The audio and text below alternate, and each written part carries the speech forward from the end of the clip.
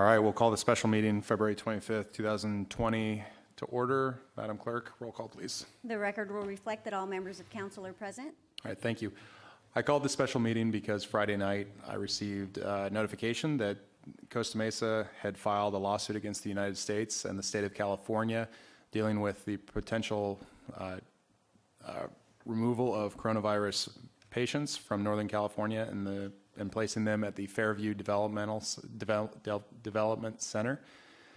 And over the weekend, the city of Newport Beach filed an amicus brief with the court that was cited heavily by the plaintiffs at the hearing yesterday. At the conclusion of the hearing yesterday, the judge kept her temporary restraining order in place, enjoining the transfer of patients who have tested positive for the coronavirus or have been exposed to the coronavirus to Fairview through next Monday. I have called this special meeting so that the city council can do its primary duty, which is to maintain the health and welfare of our residents, and that is exactly what we're going to be doing. So with that, I'll open this to public comment. We have public comment today? Thank you, David Tanner. Mr. Mayor, may I make a non-agenda item brief comment at this time? Yes. Okay. I'd like to request the City Council instruct staff and the Planning Commission to provide analysis, recommendations, and their positions on housing stimulus and affordability matters brought before the Planning Commission and the City Council. This would benefit both the public and the City Council by promoting a better understanding the effects of these laws on the city and their adverse impacts on the quality of our lives. Last week, the Planning Commission heard a local coastal plan implementation plan amendment dealing with accessory dwelling units. While this action was not subject to CEQA, no analysis of the environmental effects on the community was provided. No opinion whether this was good or bad for the city was provided. No discussion of its relationship to the general plan or its update was provided, nor were any alternative paths forward provided. By instructing staff and the Planning Commission to provide an analysis, recommendations, and their positions, it will help the public and the City Council find solutions. It will also send a signal to concerned citizens who seek to protect Newport from the devastating effects of these laws. Last week, the signal was clear. Staff conceded there was nothing they could or wanted to do. For all we know, staff thinks these laws are good for the city. The Planning Commission felt this was not their responsibility and was urged to approve the local coastal plan amendment by staff and the attorney present for the Planning Commission. They were told there was no reason not to move the matter to the City Council for consideration. So I'd like to enter that for the record. Thank you. Thank you. Next speaker, please. Mayor O'Neill and members of the council. The agenda I saw for this meeting posted yesterday said you were inviting public comments on the consent calendar. So I actually came to comment on that, but if this is not the appropriate time, I can easily wait. Well, maybe I can ask the city attorney. So Mr. Harpy. You can comment on agenda or non-agenda items, but it's a special meeting. This is a special meeting, so if you'd like to, you can comment on them because it's a non-agenda item. Yes. You do have on tonight's agenda on the consent calendar what apparently is a rather controversial item, number 4, about short-term lodging. And I see it's generated a great deal of interest. You have a lot of comment letters. I'm very happy to see that because the interval between the first reading of an ordinance and the second, that's exactly what it's intended for public review, criticism, comments, improvements. I do believe the ordinance before you tonight, although the agenda tonight says it's a second reading, is actually a first reading because there was some language that was added to the ordinance that was not presented to the public. Literally what the words were going to be in the ordinance at the last meeting. It was added by staff after the meeting. And the words are important, as I can explain to you this evening. And I believe the ordinance has additional problems. There's an interesting letter among the comments from an attorney in Corona Del Mar. She's pointing out that it's probably problematic for you to impose different rules on identically zoned properties on the north side and the south side of Pacific Coast Highway just because you can. You would probably need some special finding that there was a special nuisance on one side that didn't exist on the other. She's pointing out it's a little difficult for the public to understand that the short-term lodging is not a property right when our zoning code clearly indicates and tells the public that we do have a right for short-term lodging in these areas. She's also pointing out there may have been some council members participating in the discussion who may have a financial interest in the outcome of the ordinance, which is a problem. And as I pointed out, the compliance, the whole thing seems to be opening the city to a lot of unwanted and lengthy litigation, including regarding the Coastal Act, because we have in our implementation plan an occupancy level that's different than the one that you're enacting here. So this ordinance seems to have a lot of problems. Perhaps it needs some more amendment tonight at the first reading if you actually want to go ahead with it, but I'll probably have more to say about it then. Thank you. Thank you. Any other speakers? All right, seeing none, we'll bring it back. Mr. Harp. Thank you. The city council meet in closed session with legal counsel to discuss possible initiation of litigation and related to the City of Costa Mesa versus United States of America case. Thank you. Thank you. We stand in recess. Good afternoon. Welcome to the February 25th, 2020 study session.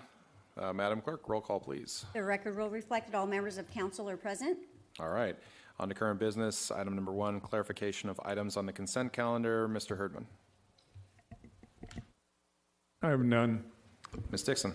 Yes, thank you, Mayor. I do have an item number 4, relating to the ordinance to update the Newport Beach Municipal Code for short-term lodging. As a result of the plentiful volume of public comments the council has received in the last 2 weeks on this item, highlighting very good comments, constructive input, highlighting some potential technical adjustments that our subcommittee would like to further review.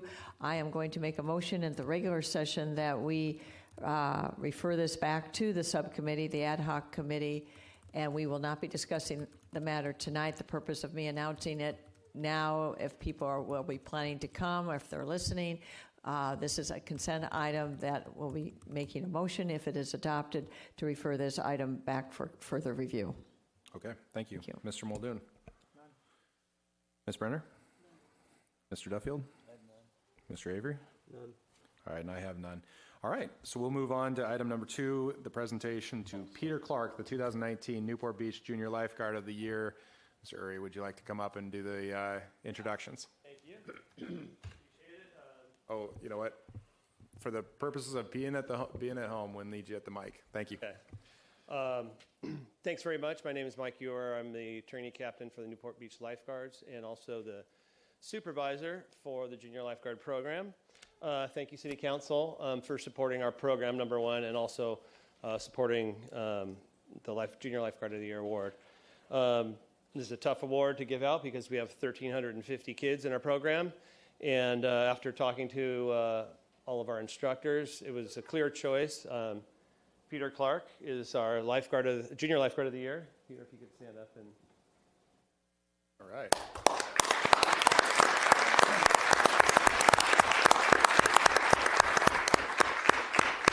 Just a little background on Peter. He has been in the program since he was 9 years old.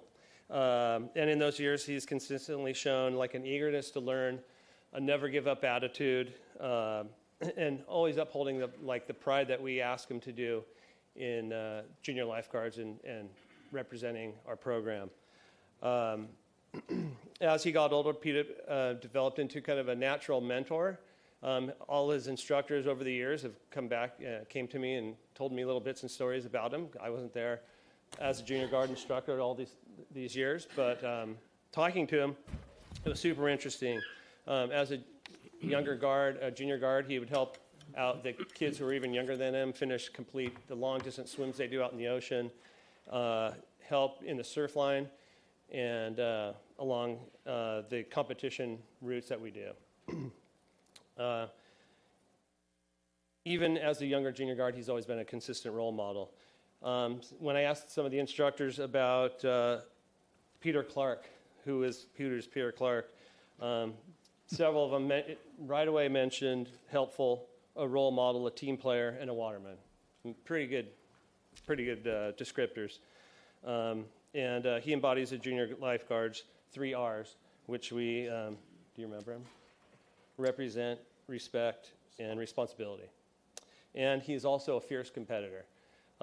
So Peter, as an A, one of the older junior lifeguards in their group, led the junior guard program up into Carpinteria end of last summer for state regionals competition.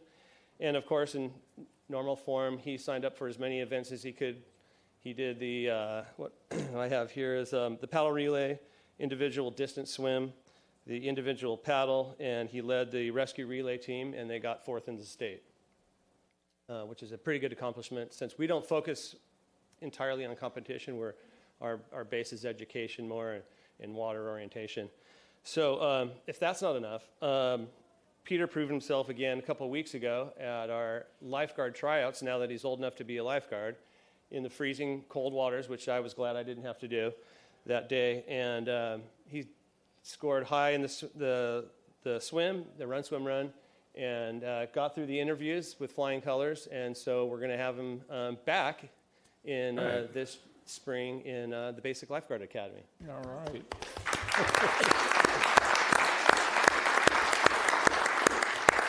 So we'd like to present him with our Junior Lifeguard Award.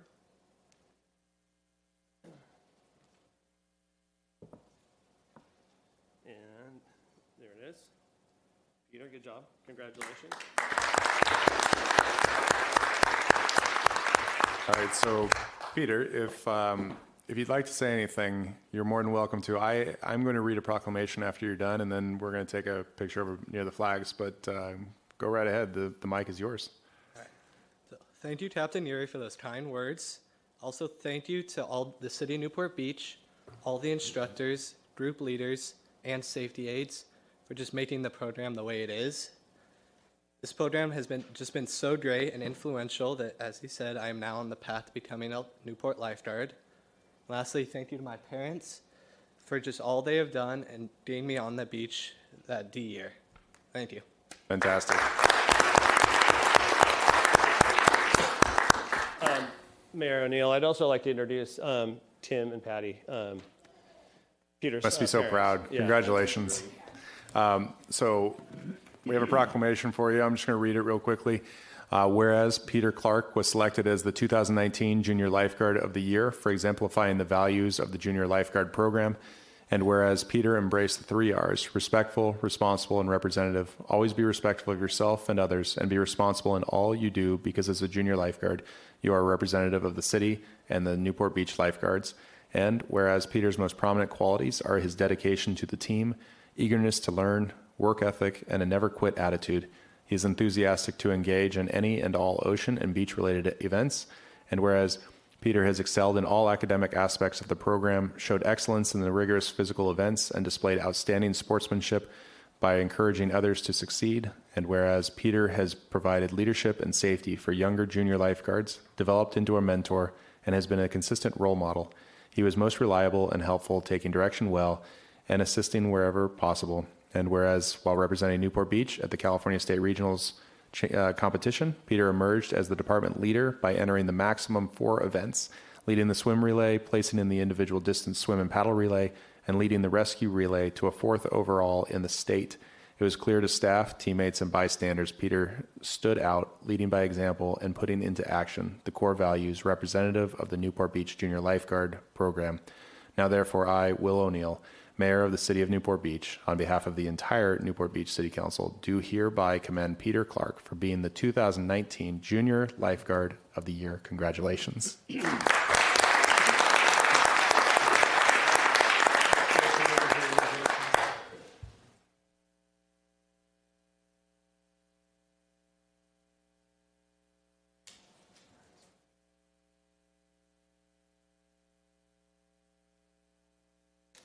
One, two, three.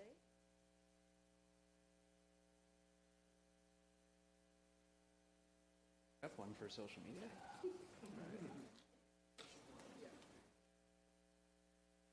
Oh, great that we have a PI, isn't it? It's like, yeah, Oh, my gosh, yeah. poor Tara. Yeah, yeah.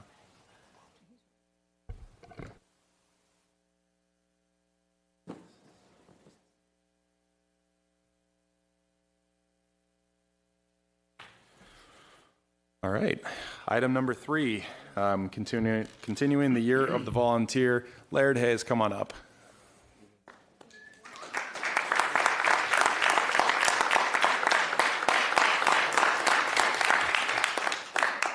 Laird is going to be receiving a proclamation. I'm going to have Mayor Pro Tem Avery go ahead and announce it. Thank you, Mayor. It gives me great pleasure to read this proclamation for my good friend and close neighbor, Laird Hayes, who I've known since about 1973 when I was a student at Orange Coast and he was the Assistant Dean of Students. And I think he was like 4 years older than me, and he was a Princeton graduate. And, you know, that was okay, and he was a surfer, and, you know, it's just unbelievable. And then this, if some of you may remember, there was a thing called a doer's profile. It would come out in magazines showing, and they would profile a really interesting person from the entire country who wasn't famous, but I don't know how they find these people. And it went on for many years. And Laird was a doer's profile man, a good Scotch drinker, I guess. I don't know, but it was fantastic. So that's the end of but I want to read this proclamation for sure. Here we go. Whereas Laird Hayes is currently a member and past chair of the Newport Beach Parks, Beaches, and Recreation Commission, and has served on the city's Water Quality and Coastal Tidelands Committee, and has for the past 5 years served our community as a volunteer in policing for Newport Beach, and is also currently a member of the Newport Beach Fire Department's Community Emergency Response Team. That's CERT for those of you that probably no one doesn't know that here. Whereas Laird Hayes has given his time to the following programs and organizations in our community: Leadership Tomorrow, Share Ourselves Foundation Board, Newport Harbor High School Student Mentoring Program, and Newport Beach Lifeguard Program. And whereas Laird Hayes served more than 30 years at Orange Coast College in the following roles: Assistant Dean of Students, faculty member, coach, and mentor. In these roles, he helped hundreds of Newport Beach students navigate college life and become better citizens. And whereas Laird Hayes has shared his passion for surfing and the ocean by establishing and teaching surfing classes, and for decades coached students from ages 18 to 75 on how to surf, be water safe, help keep beaches clean. And whereas Laird is often joined in his volunteering by his wife Maggie, who also volunteers for the Newport Beach Police Department, and whose son Andy is currently employed as a Newport Beach lifeguard officer. And whereas Laird Hayes has demonstrated a lifelong devotion to Newport Beach, its residents, giving his time, energy, and knowledge to support, protect, teach, and guide others, thereby making our community stronger, safer, and a happier place to live. Therefore, Will O'Neill, Mayor of the City of Newport Beach, on behalf of the entire City Council, does hereby recognize Laird Hayes for his long-standing and continued commitment to the betterment of Newport Beach.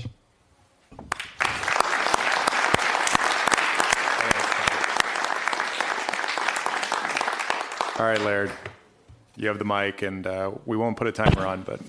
No, this will not take very long. First and foremost, I want to thank my wife, Maggie, who's sitting in the back with our grandson, Jack, and my daughter, Katie, with granddaughter, Lily, and Andy for always supporting everything that I've done. When I retired as a full-time faculty member from Orange Coast College, I met with Nancy Gardner, who used to come down and give little talks to the surfing class about Surfrider Foundation and protecting the ocean and waves and the beach.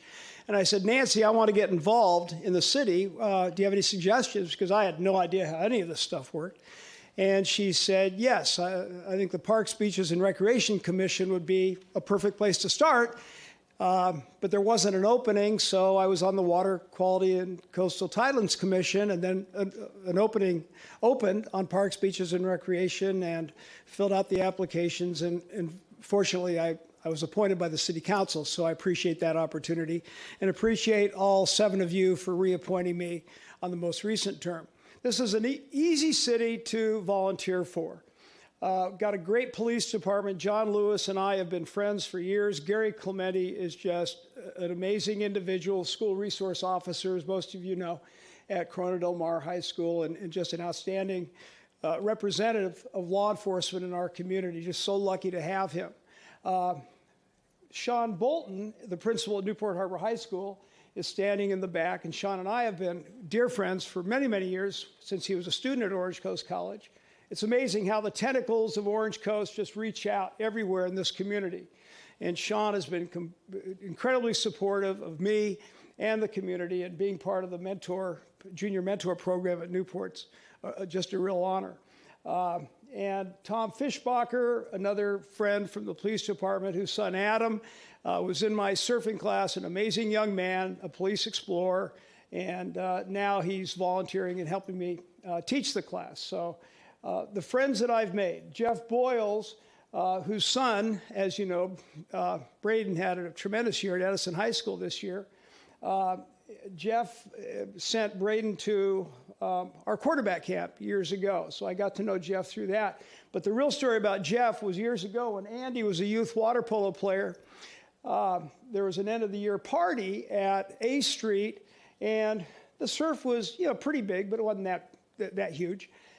And Katie and Maggie decided to go out on the boogie boards and just paddle around, and finally it was time to come in. Well, they didn't pick the most opportune time to come in, and just a big, huge wave, 4 or 5 feet, just slammed Maggie she got pile driven into the sand, and she broke her elbow badly. It was misshapen, and lifeguards were right on scene there, and then the paramedics came. Well, the paramedic in charge of the one of 2 paramedics was Jeff Boyles. And so I got to know Jeff through that. And Jeff became Maggie's very best friend of all time, because Maggie was in serious pain, and out came the morphine, and Maggie felt way much better. The lifeguard department, I teach the surfing class at Orange Coast College, and they have been so supportive. Rob Williams years ago said, Laird, can we put on a safety orientation for your class? And I sometimes have as many as 75 students in the class. And that's just been absolutely invaluable. Now, Mike Halfide, Mike here, Brian O'Rourke, Andy, and that whole crowd down there just roll out the red carpet for our surf class and make us feel at home down there. The Parks, Beaches, and Recreation Commission is an absolute blast. It's just such an honor to work with Laura. And through Laura, I've just met so many people. And again, this is an easy gig to work in Newport Beach. I just love the city. I love the people in it. I love coming over to the Civic Center and just kind of, hanging out. And so, again, Will, I appreciate this so much. That's so kind of you and Brad, those nice words, and Kevin and Diane and Jeff and Duffy and Joy. I appreciate your friendship, appreciate the support. Leilani, Grace, you've been wonderful to me. Everybody, and it means a whole lot. And again, I love the city, and just keep doing the great work that all of you are doing, and thank you again. Thank you, Laird. Oh, hold on. Hold on. You almost forgot the picture, but hey, Councilmember Duffield. Thank you, Mayor. You can't get away without a comment from me. But our wise and sage mayor came up with this Year of the Volunteer, and I cannot think of anyone who is a better candidate for this award. You are the perfect example of what you are saying all about the great people in our city who do so much like you do. So thanks, man. Great job. Keep it up. Thanks, Doug. Awesome. All right.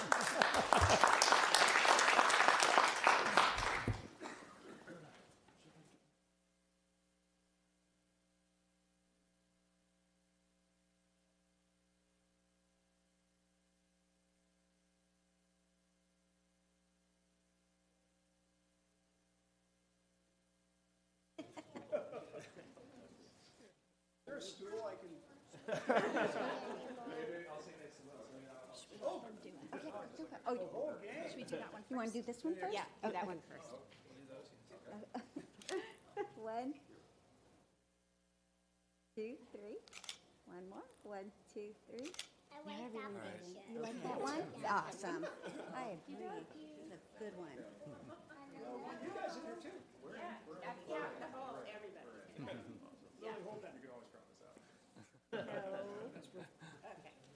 Okay, look this way and smile. Lily. Cheese. 1, 2, 3. 1, 2, 3. Cheese. Keep cheesing. All right, one more for social media. One, 2, 3, there. Oh, perfect. There we go. Good job, Jack.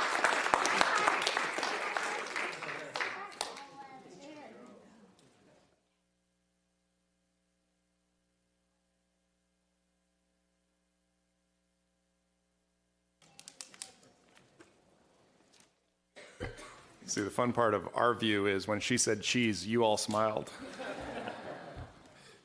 All right, we're going to move to item number 4. So item number 4 is a presentation from the Banning Ranch Conservancy. So after you.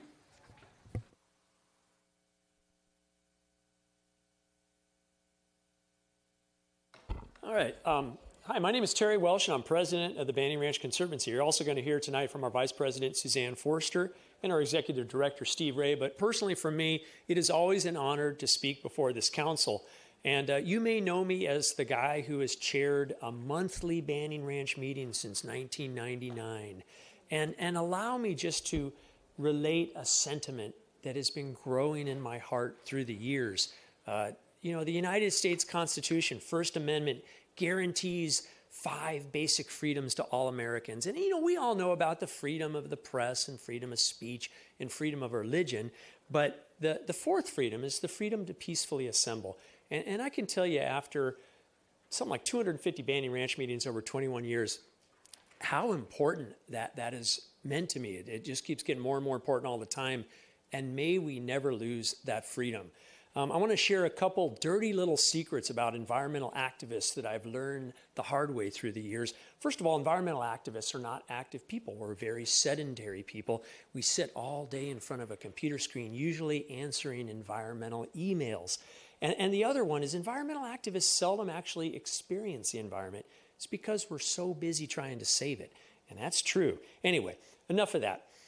Exhibit A tonight is Banning Ranch. And for an environmental activist like myself, it is the real deal. It is one of only 2 federally recognized vernal pool complexes in coastal Orange County, and the only one that has critical habitat for the San Diego fairy shrimp. And the entire Banning Ranch is critical habitat for the threatened California gnatcatcher. You know, there used to be a population of cactus wrens on Banning Ranch. There were as many as 14 pairs during the 90s, but they're gone. But I'll tell you something, they're going to come back. And you probably have heard of burrowing owls. You know, they used to be all over Orange County year-round. Now there's just a handful of places where they'll come in for the winter. Banning Ranch is one of those. There's going to be a day when there's going to be a year-round population of burrowing owls on Banning Ranch once again. For Native American people, Banning Ranch is special because think about it. For thousands of years, this is where the Santa Ana River entered into the Pacific Ocean, the site of historic marine estuary, a site of year-round abundant food. And here you have a mesa right next to it. I mean, where else would you want to be? And in fact, the evidence shows that people have been living on Banning Ranch for 3,000 years or more. For people that currently live near Banning Ranch, they want to save it as open space just because they don't want the traffic and the congestion, the light and the noise. And then there's people that don't even live near Banning Ranch and they still want to save it as open space. And for all of those reasons and many more, in 2006, the city of Newport Beach amended its general plan to prioritize the acquisition of Banning Ranch as an open space amenity. A few short years later, the Banning Ranch Conservancy was formed. We're a nonprofit with the goal of working with city officials, the landowners, towards our mission, which is the preservation, acquisition, conservation, and management of the entire Banning Ranch as a permanent public open space, park, and coastal nature preserve. Well, let's leap ahead 12 years.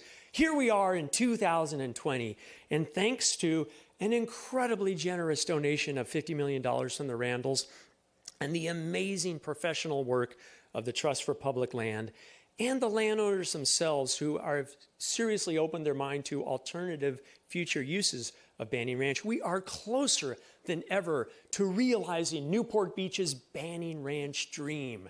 Steve's going to fill you in on some of the details, but I do have an ask tonight.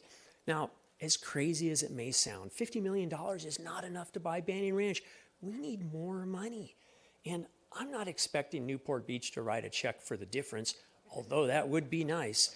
But what I'd love to see is to see the city of Newport Beach marshal its resources, not just its financial resources, but its human resources, its staff, and its network of political connections and political capital, and use these resources to support the effort to find the remainder of the money, wherever it may be, private or public sources. Now, there is not a person in the Banning Ranch community that would not say that with the city of Newport Beach solidly behind us, we can go even further. And lastly, I would like to share the Banning Ranch Conservancy knows how to leverage resources. And let me give you an example of that. Now, when before the Randalls donated $50 million, they gave us $5 million. This was back in 2012, with the understanding that that $5 million would be sitting there and used only for the purchase of Banning Ranch. Well, after some conversations with the Randalls, it was agreed that we could take some of that $5 million and give it to Trust for Public Land, and then the Trust for Public Land would put 2 full-time staff people focused solely on Banning Ranch, and that would be Paulo Peroni and Dave Sutton. And let me tell you, that has made all the difference in the world. So before I leave, again, I want to ask, please support the process. Let's see us cross the finish line in 2020. Ladies and gentlemen, Suzanne Forster, our Vice President.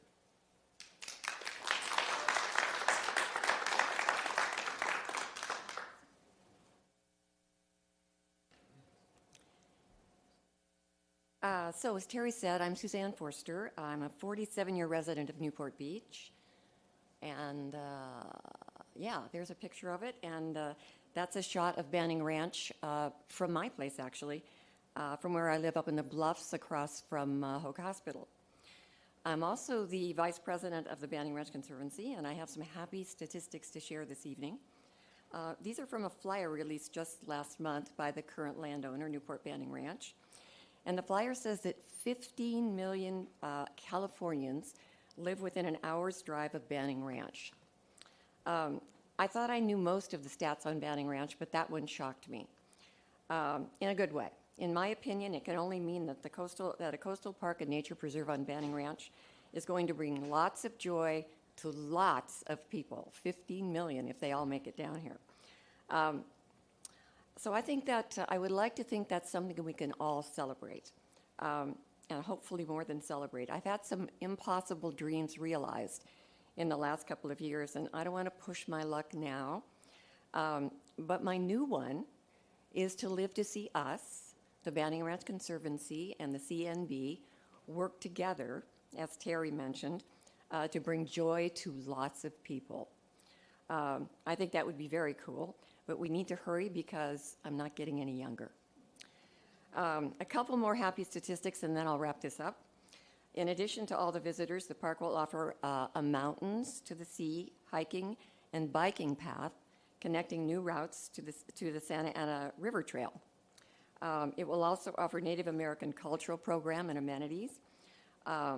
It will have park access for disadvantaged communities, and the potential for campsites, education, research, and much, much more. It's a long list. Being up here tonight brings back memories, including one of my very first presentations to the council. I believe it was 2012. Nancy Gardner was mayor. I can't remember the exact date because there were many presentations, and they've all blurred together for me now. But it was the better part of a decade ago, and believe me, it wasn't under nearly such pleasant circumstances as these. I was making what I hoped was a solid case against residential and commercial development of an operational oil field, Banning Ranch, of course. It was a different council at that time, and from where I stood on at the microphone here, everybody seemed very stony-faced and kind of silent. And my expectations of winning anyone over, even including the security guard who was there that night, were very low. I really appreciated it when Nancy Gardner spoke up and asked me some very pertinent questions about oil field hazards. It was probably As I think about it now, it was almost worth the loss of sleep, the rattled nerves, and the weeks of research. But it's much better to be here tonight, hands down. That doesn't mean the council back then were not all good people. They were. We were just on different sides. The Conservancy is one of many entities now involved in the effort to preserve Banning Ranch. Terry mentioned a couple of them. And I believe, if all goes well, that we're about to take a big step into the future. Words can't express what a thrilling prospect that is for us. I just hope the stars align that we can all take that step together. It's an honor and a privilege to be here tonight. I thank you all for listening, and I thank Joy and Grace for inviting us. Thanks. Okay, Steve Ray.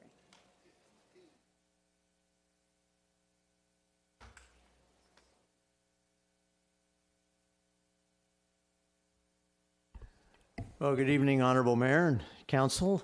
I'm Steve Ray. I'd also like to thank the City Manager and the entire staff for assisting us with this, and also like to welcome Mr. Mulder from the Newport Banning Ranch owners to tonight's discussion also. First of all, you heard from our very exciting president, Dr. Welsh, who is a doctor, a medical doctor. He saves lives. Suzanne Forster, our vice president, is a best-selling author, many times over 40-something novels. I don't have anything exciting like that I can promote about myself, except that I maybe do 3 impossible things every morning before breakfast. One is I wake up alive, which, considering some of the things I've done in my life, is a remarkable thing. Second, I walk, which again is a remarkable thing. And the third thing is that I get to work on Banning Ranch. And you talk about impossible things. Many things that we've done over the years have been considered impossible, and we have succeeded fairly well at them. So I'm here to do the boring part of this presentation to you, to give you some more facts and figures and about what we're doing. Now, Terry had showed you our mission statement. I'm going to break it down a little more detail. Again, our mission is to preserve, acquire, conserve, and manage, those 4 things, the entire Banning Ranch as permanent public open space, park, and coastal nature preserve. So we're going to concentrate on those. First item is to preserve. Well, preserving in our definition actually means preserving it from massive development, from any development, and saving it for the resources that are dependent on it, the plant life and the wildlife. And by preserving it, we were able to show that the Banning Ranch is full of what's called ESHA, environmentally sensitive habitat areas. And that was concluded by the Coastal Commission in their findings in their decision. It was also supported by the decision of the California Supreme Court in finding for us in that action.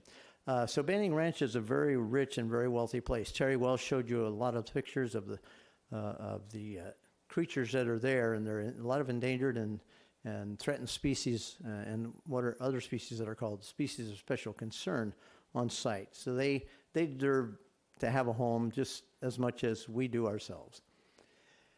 Second thing is to acquire the property. Now, this is a very difficult process. It involves negotiations, and negotiations are going on. As you've probably heard, it's been announced publicly. The Trust for Public Land is partnered with us to conduct the negotiations with Mr. Mueller and his partners and the owners to try to find a way to make this acquisition possible. It requires funding, of course, and this here, the picture that you see in front of you, this is Frank and Joanne Randall. This is the Newport Beach couple who have donated $50 million for the effort to acquire Banning Ranch. It's a tremendous contribution on their part, and it certainly has excited a lot of people around the state who are working very hard to find the rest of the funding along with us to make this happen. Yeah, as Terry said, $50 million isn't enough to buy a Banning Ranch. It's 401 acres on the coast of Newport Beach. What do you expect? But we're committed to finding that funding and to make this acquisition possible. The issues regarding the ownership of the property, there are different interests on the property, the oil interests, the conservation interests, legal issues to be concerned about that all affect the ownership. Those items are being negotiated and will be resolved as well. And then, of course, there's remediation. It is an operating oil field. And our vision of a park and coastal nature preserve requires that the oil site be cleaned up. The plan for the developers or for the oil companies, is to consolidate all oil operations on about a 13.5-acre piece of Banning Ranch. And that will continue. That's where all the oil operations will continue. Operations on the entire rest of the property, and there were at one time 521 wells on this property. All of those wells and operations and their supporting apparatuses and structures will be removed. The land will be cleaned up, and that would be part of the negotiated settlement, and that remediation would occur and be signed off by the appropriate legal authorities prior to the close of any sale of the property. And then we want to conserve it. Well, first of all, is open space. It is currently open space except for the oil operations that are concentrated there. The rest of it is open space. You can see in the picture it's beautiful out there, especially after we get rains in the winter and early spring.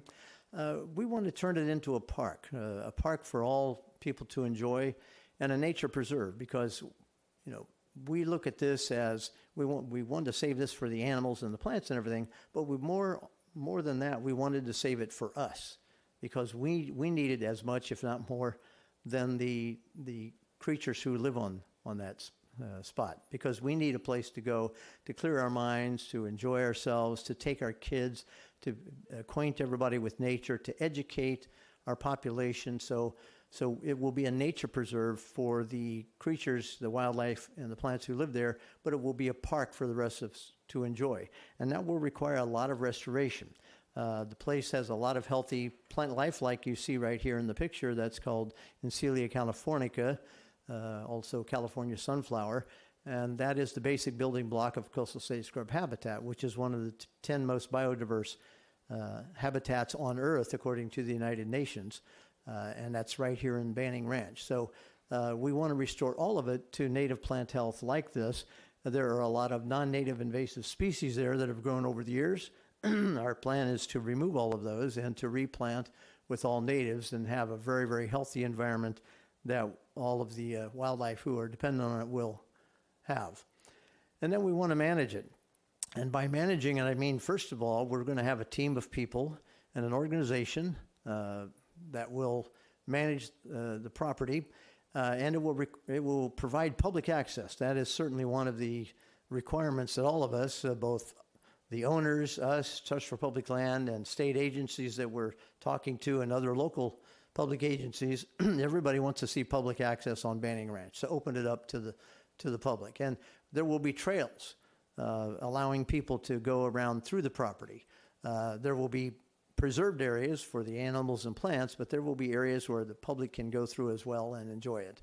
Recreational opportunities that, need to have some park facilities for the kids to enjoy, other things for people to go out there and be able to enjoy the property itself. We intend to do a lot of education programming on site. This is an excellent site. I've done education programs at other places, Catalina Island, at Shipley Nature Center, Bolsa Chica, all projects that I've been involved in the past. And education will be a great incentive for people to come and visit the site, and provides a great opportunity to train the stewards, the environmental stewards of the future. It's a site that has a tremendous culture, Native American history out there. And so we want to preserve that and enhance that, and we want to tell that story as well.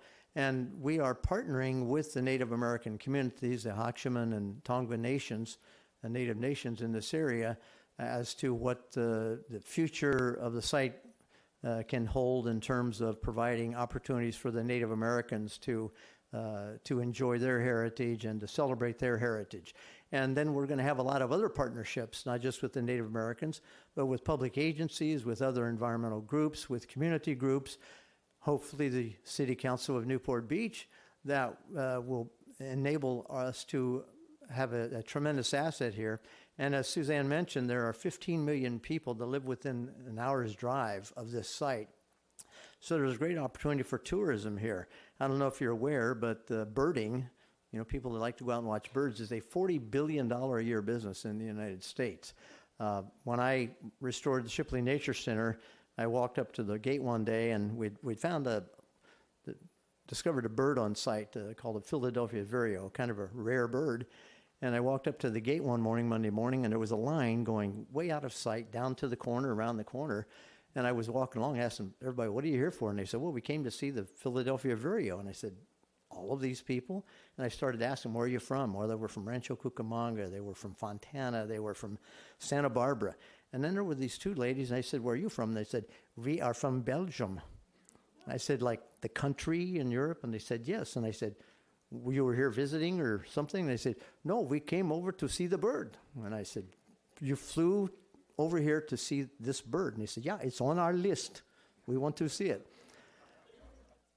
Birders are very connected to their list. They want to complete their list.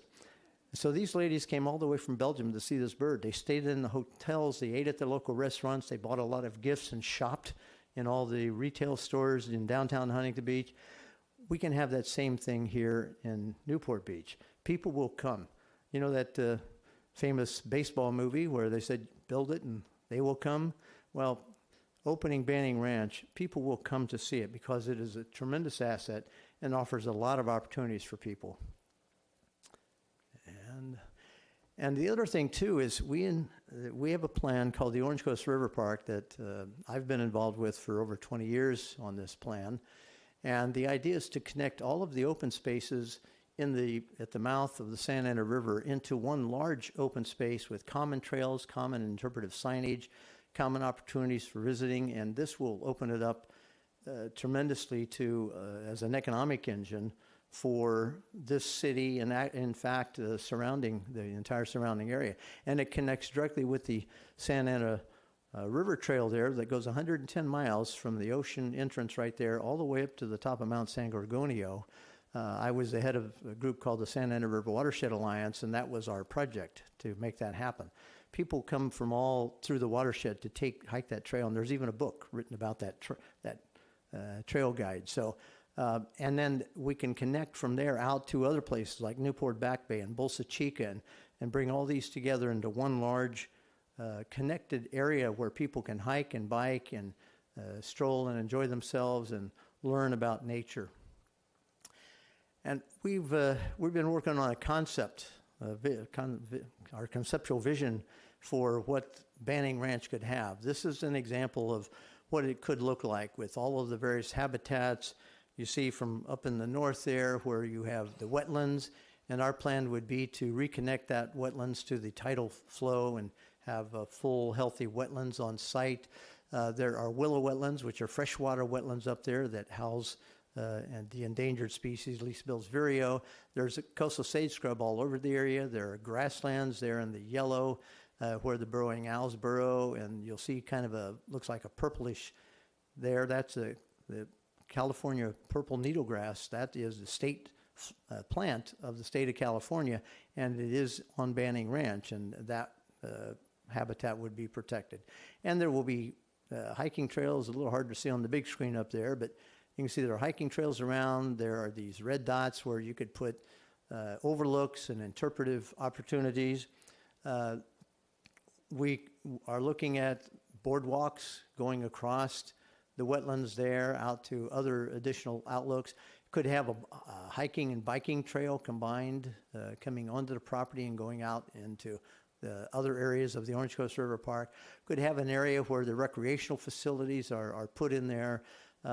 This is, we're working on a vision. We have a lot of people that are interested in coming down here and working with us on this. And I'm talking world-class people who have designed some of the most iconic structures on Earth, people who currently are at this point building the new NFL Stadium in LA and the George Lucas Museum in LA and the new soccer stadium in LA, and her doing the Los Angeles River Revitalization Program. All of these people want to come down here and work on Banning Ranch because their intent, our intent, is that this will be the standard for all future open space properties in the world to aspire to. Sustainability will be a key to the way this is going to be designed, the way it's going to be exercised. And we have people from the Green Building Council, people from the Living Building Challenge, which is like leads on speed, to make all of this happen. And we're looking forward to working with all of them. And then this is a little picture that we came up with to show what the entrance might look like, with Native American quiches to represent the heritage there, with oil wells to show that the oil heritage of the site. Places where school buses will come in and bring in the kids for all the educational opportunities. And the ranch type setting that you come through with a native plant nursery over here to grow things, and other buildings, visitor center, things like that. People can hike and bike and drive in. We see a great, great future for Banning Ranch as the Banning Ranch Park and Preserve. And we are available for any questions. We have our contact information there. And thank you very much. Thank you. Actually, I do have a question, Steve. So, yes. You know that that the state of California, I mean, so I'm guessing what you're looking for is us to help support trying to find money, because there's proposition money and whatnot at the state of California. And the state of California right now, our governor has said his number one mission is housing, and I didn't see any housing described on Banning Ranch. So I'm assuming your plan for this is to try to find additional money so that there will be no housing on Banning Ranch. Am I understanding that correctly? Well, first of all, there's two problems. One is that almost the entire site has been declared ESHA legally by the Coastal Commission and as confirmed by the court. So it doesn't leave a lot of room for any development on the site. And certainly accessible development. That's another thing. You can't take out ESHA to put in roads to get to an area where there might be some, a bare spot of dirt where you could build a few things, unless you want to put a zip line in or helicopter service to bring people into their homes. Access is difficult to get to some of the what might be some buildable spots on the site. So that is a problem. And well, Steve, hang on, Steve. I'm asking a pretty specific question right now.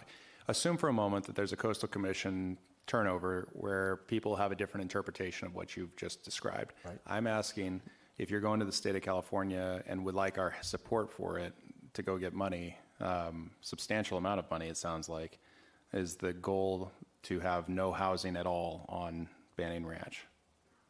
Well, the goal is to preserve it as open space. But the answer is no housing. Well, that's not in our plan. The state agencies who, may contribute to the purchase of Banning Ranch may have some other ideas, and that's that's conversation to be had at that appropriate time when we're talking to those agencies. And I know it's certainly a priority for the governor. And yes, we would be looking for support to acquire the property. I don't know if you're aware, but the city council, a couple of city councils back, when we were going through the difficult times of saving the property, we had an opportunity to get some money from the Orange County Measure M fund.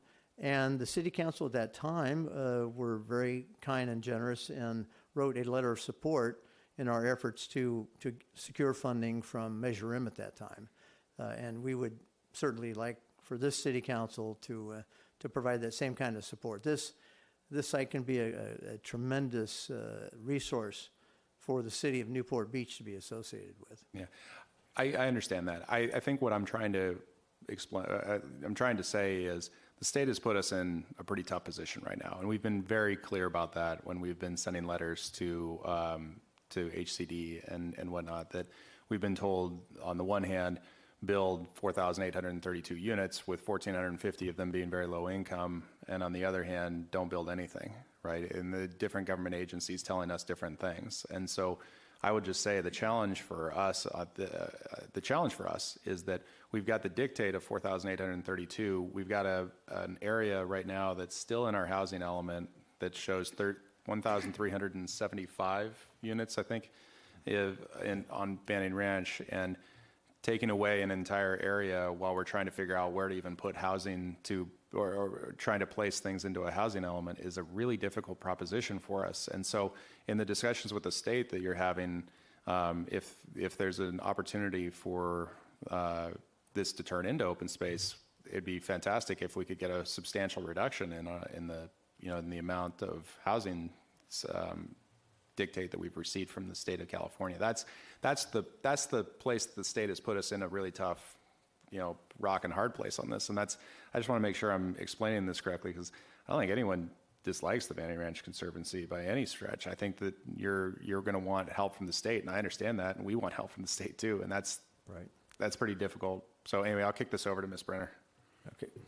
Well, certainly, if there's any opportunities for collaboration and compromise, that would be helpful. But I wanted to say congratulations, because of the work that you've done has just been amazing. And recognizing that this is the year of the volunteer, I think that we do need to recognize all the hundreds of volunteers who have helped with the Banning Ranch Conservancy and all the work that you've done. And we certainly appreciate that, and we congratulate you on what you've done so far, and we'd love the opportunity to work with you. Well, great. I appreciate that. Thank you very much. I would like to say it's actually more than hundreds. I stopped counting at 4,077 of people who had been involved in helping to save Banning Ranch.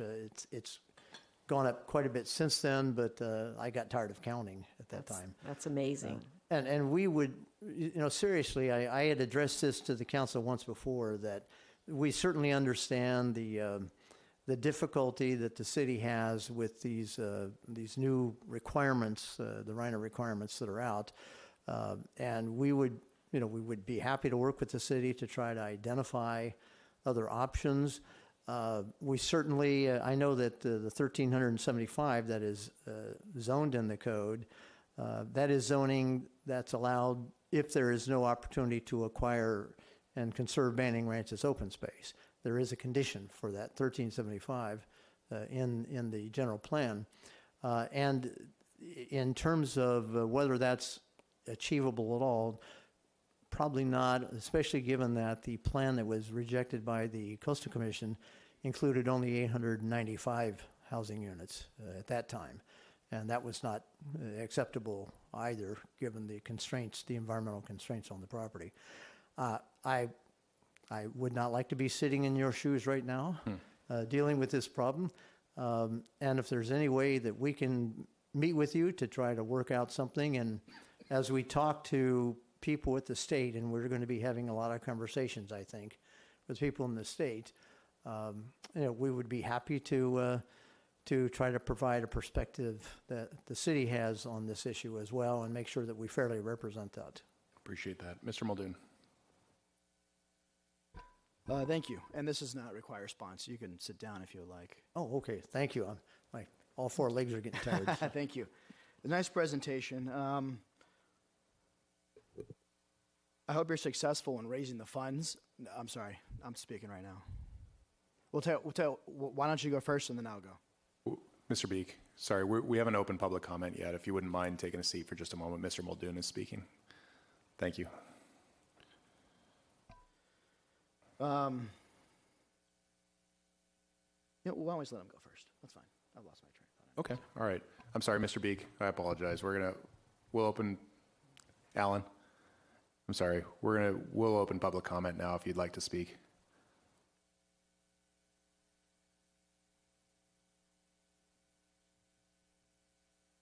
Thank you. My name is Alan Beek. I'm secretary of the SPAWN organization. We are now rewriting the general plan.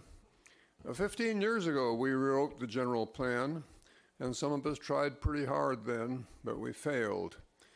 This time, I'm optimistic that we will succeed in having the Banning Ranch shown in the land use element area as open space. Thank you, Mr. Thank you. Any other speakers?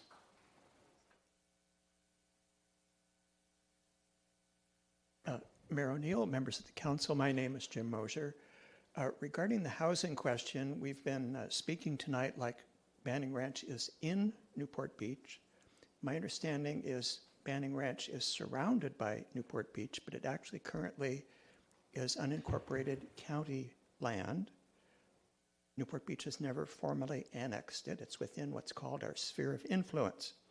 So I wanted to emphasize the comment that you may not have seen that I submitted in writing regarding our housing element update committee that we expect to be appointed this evening, which is the Southern California Association of Governments, in explaining their method of allotting the 1.34 million units to the various jurisdictions.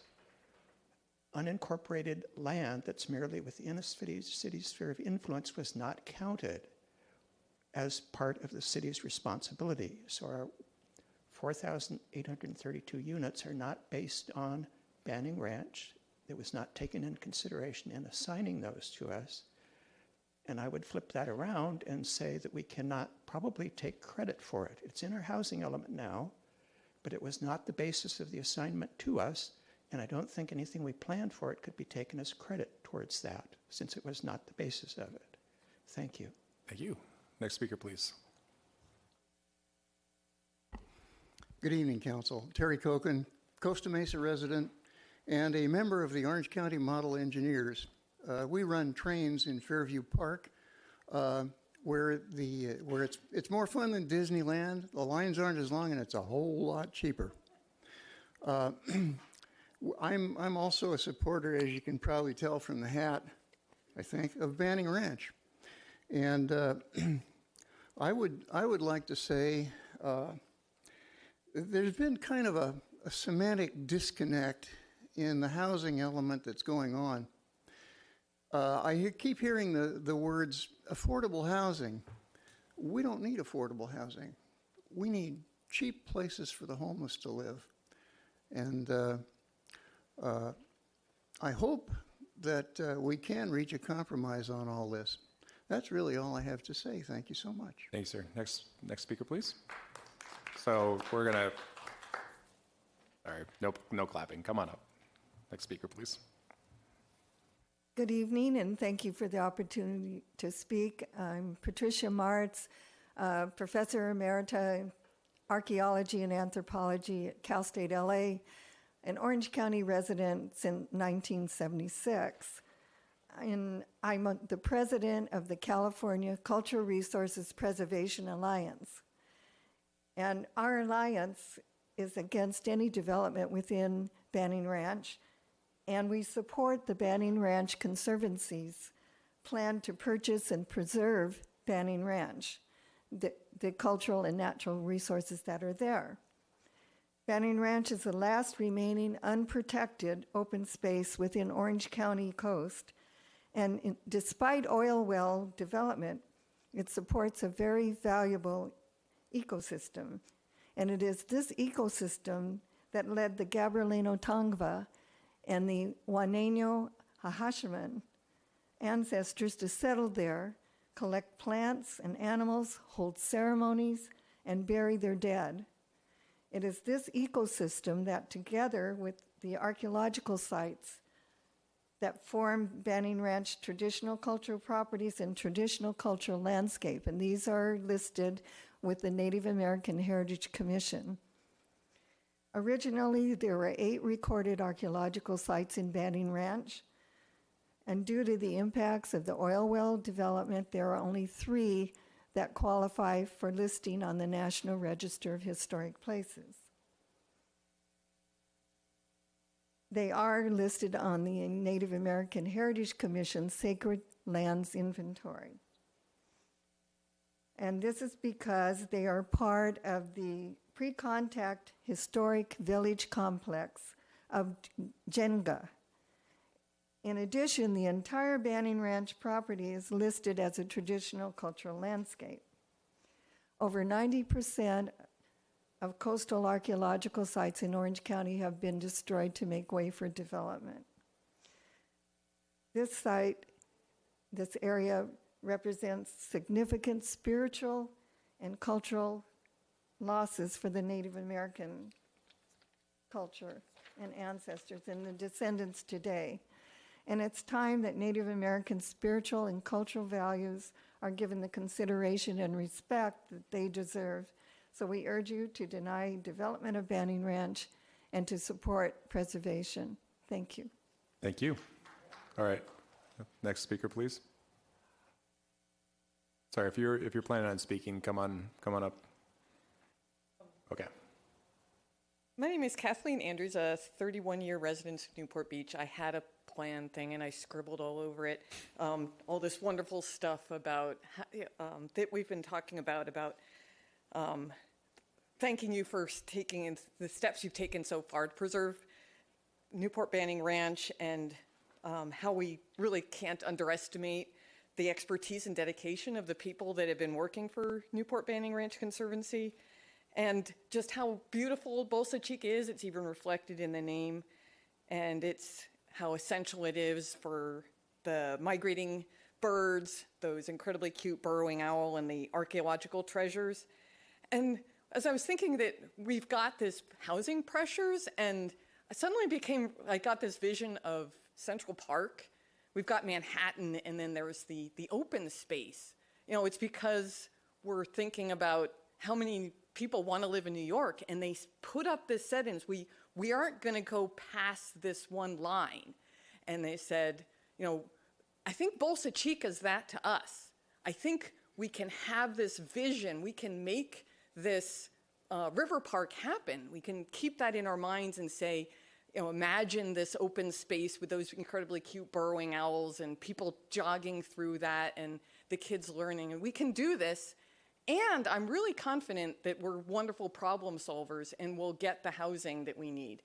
We can, I think we can find both. And I just want to say, just given how, in 1989, when I moved to this area, it's because it had that open space, and it's really adding to the quality of our lives, whether or not we see it every day, just having that breathing space. And it's something we really don't want to lose. So I just say, let's leverage that $50 million in all our negotiation skills and our savvy. And I think we can accomplish keeping that open space, maintaining it and preserving it.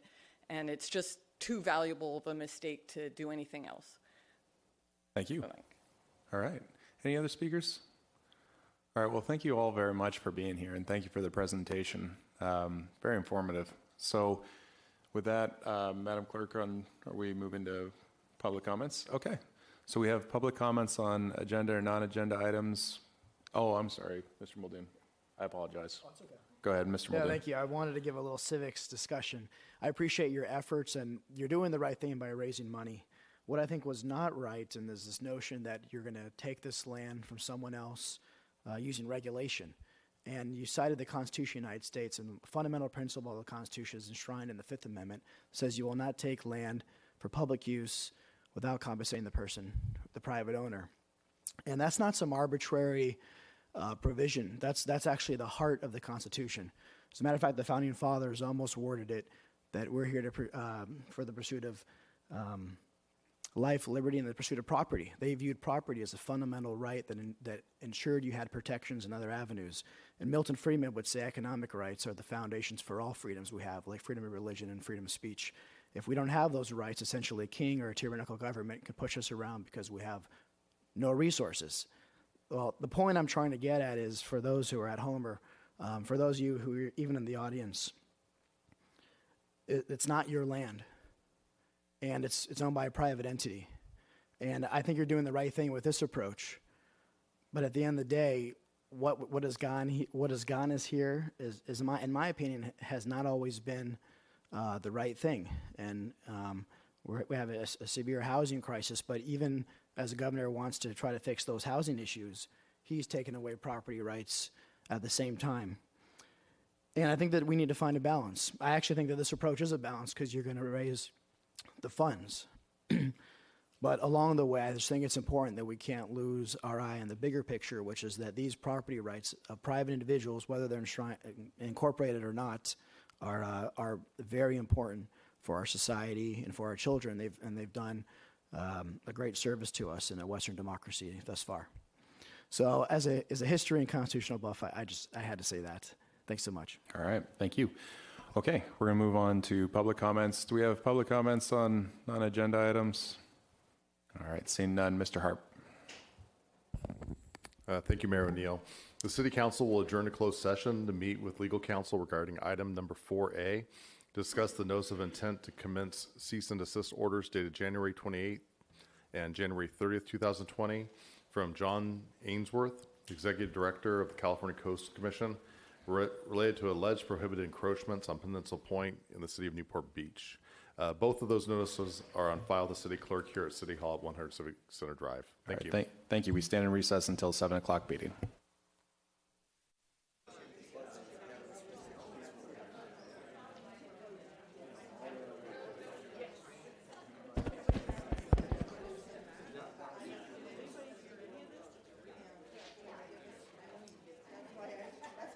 Okay.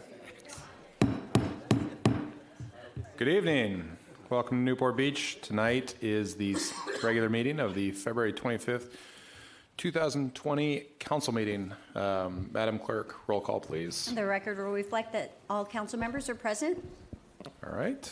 Mr. City Attorney, do we have a closed session report? There's no closed session report this evening. All right, fantastic. Our invocator found himself a little bit sick, so I will be leading the invocation tonight, followed by the Pledge of Allegiance by Councilmember Duffield. If you wouldn't mind standing with us, please.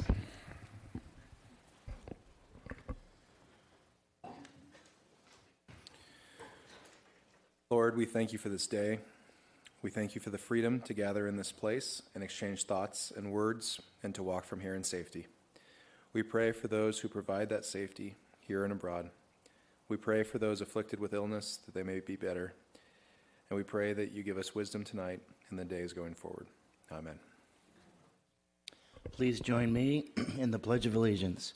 I pledge allegiance to the flag of the United States of America and to the republic for which it stands, one nation, under God, indivisible, with liberty and justice for all.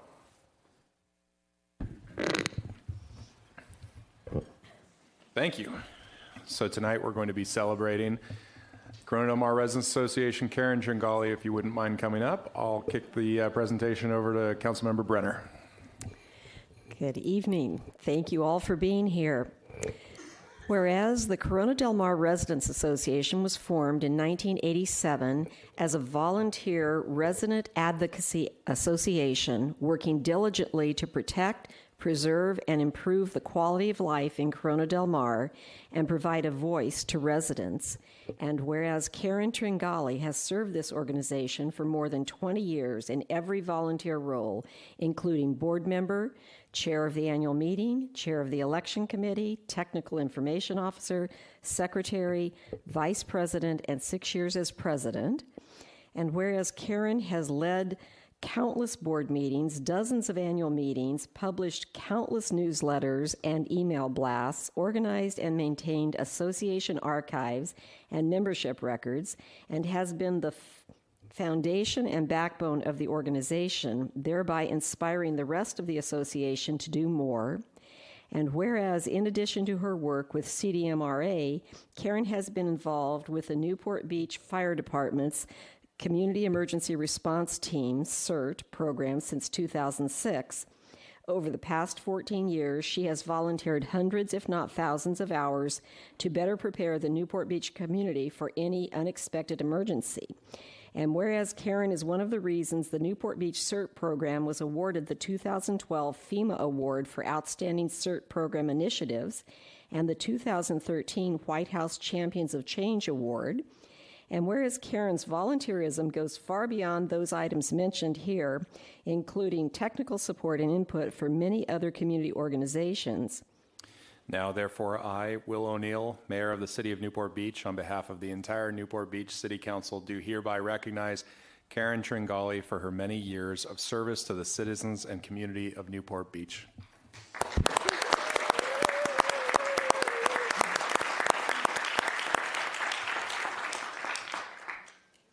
Karen, you have the microphone. Oh, dear. Well, you know, there was a lot of subterfuge in getting me up here to talk about the Residents Association this evening, so my notes are compiled with that in mind. But let me say I'm pretty astounded by the recognition and the honor of receiving this recognition, and I really appreciate it. And if you'll give me just a moment, I would like to share a few thoughts about the Residents Association, because truth be known, the Residents Association was really the springboard into my involvement and activity with other organizations. So, I was brought into that group and made a real active part of it, and it really opened my eyes to what it means to be a community member and really work together collectively for the better of the community. And so from the Residents Association, things like CERT and other community organizations in the broader Newport Beach were really attractive to me, and I was just delighted that was the springboard that allowed me to meet so many people and so many leaders in our community, and it's a really important thing. So I don't know, maybe I should let Debbie talk about the Residents Association.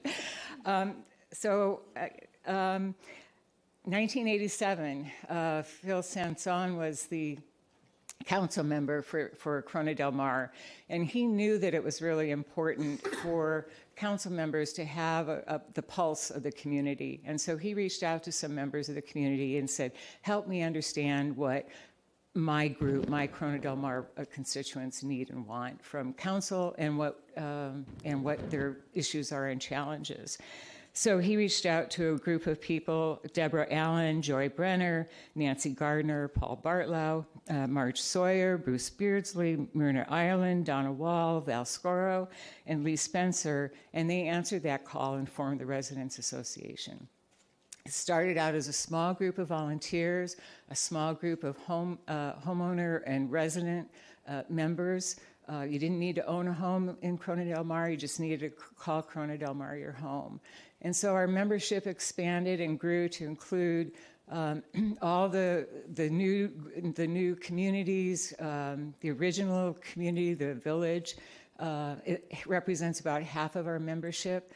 And in addition to the village, we have 27 HOAs and apartment communities, and we have memberships from all of those. So it's a really important, inclusive, and diverse organization.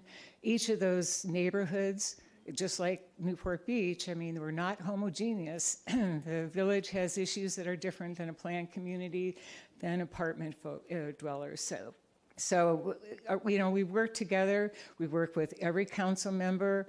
We work with every city staff member, with city managers. We have just this really collective will to make things better and to help communicate that to council. So I have more to say, but I'm sure you get the sense of why this organization is so important, not just to Corona Del Mar, but really to the community as a whole.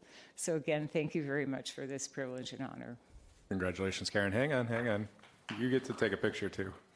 There you go.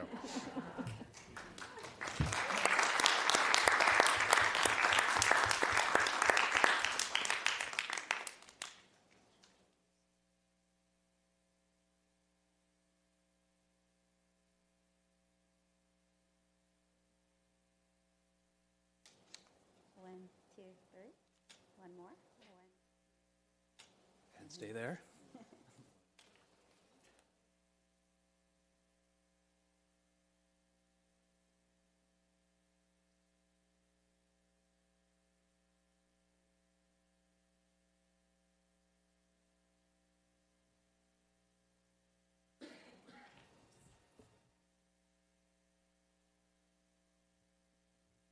Okay, Madam Clerk.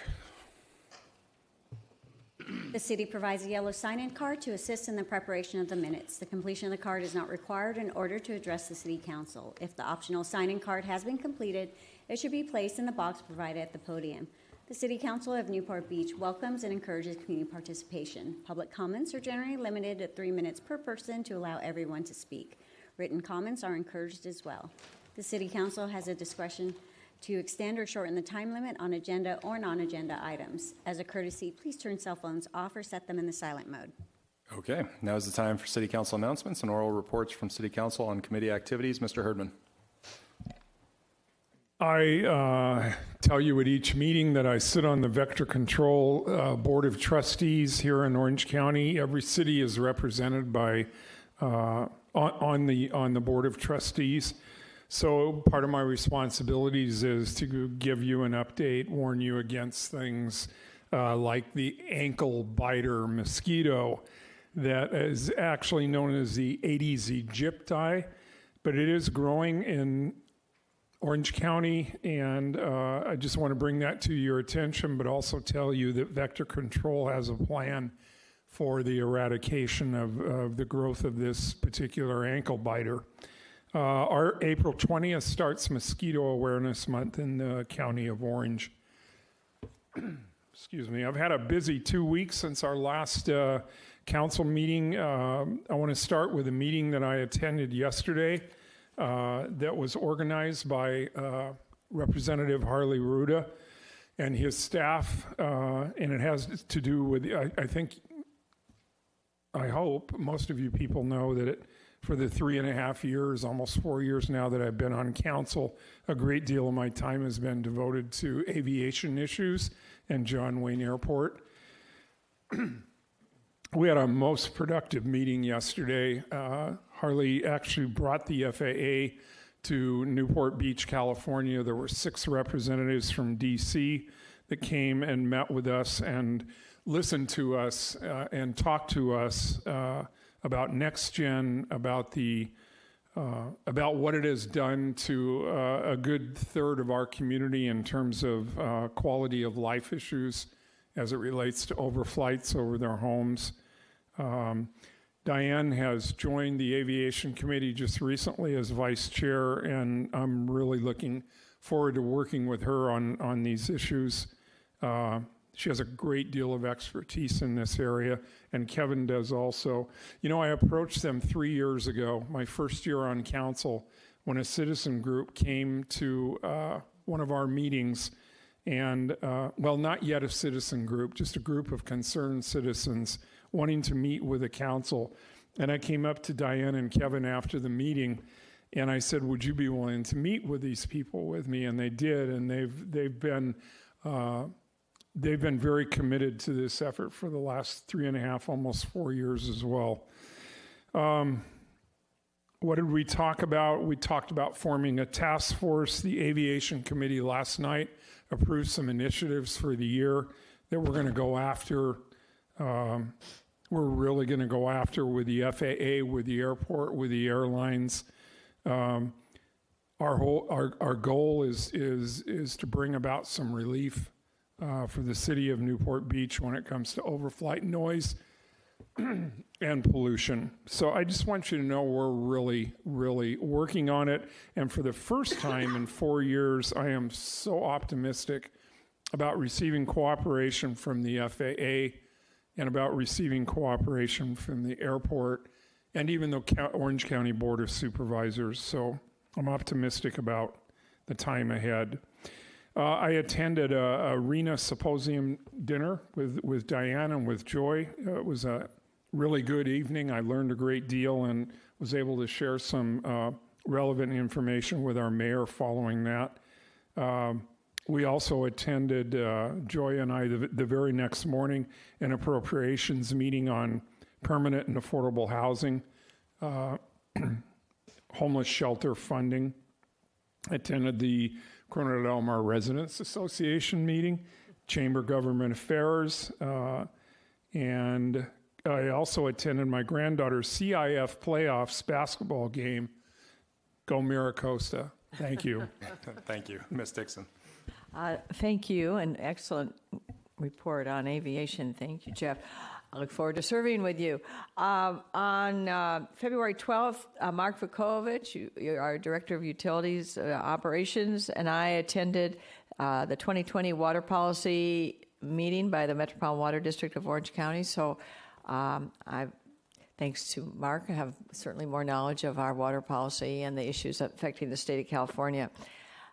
This afternoon, the mayor and I and many residents of Newport Island and the staff of our Recreation and Senior Services and our Public Works all attended a wonderful, on a glorious Newport Beach day, the rededication of the Newport Island Park that has been refurbished and updated and cleaned up and made more safety conscious, I guess, and it's like a brand new park, and it's just a real jewel on a jewel of an island called Newport Island, and we're happy to celebrate a project that really came up from the community itself, and they have been working with the city for 5 years now to see these improvements. So I'm very proud that we were there today on a beautiful day. And that is it for my announcements. Thank you very much. Thank you. Mr. Muldoon. Thank you. I believe I have a screen.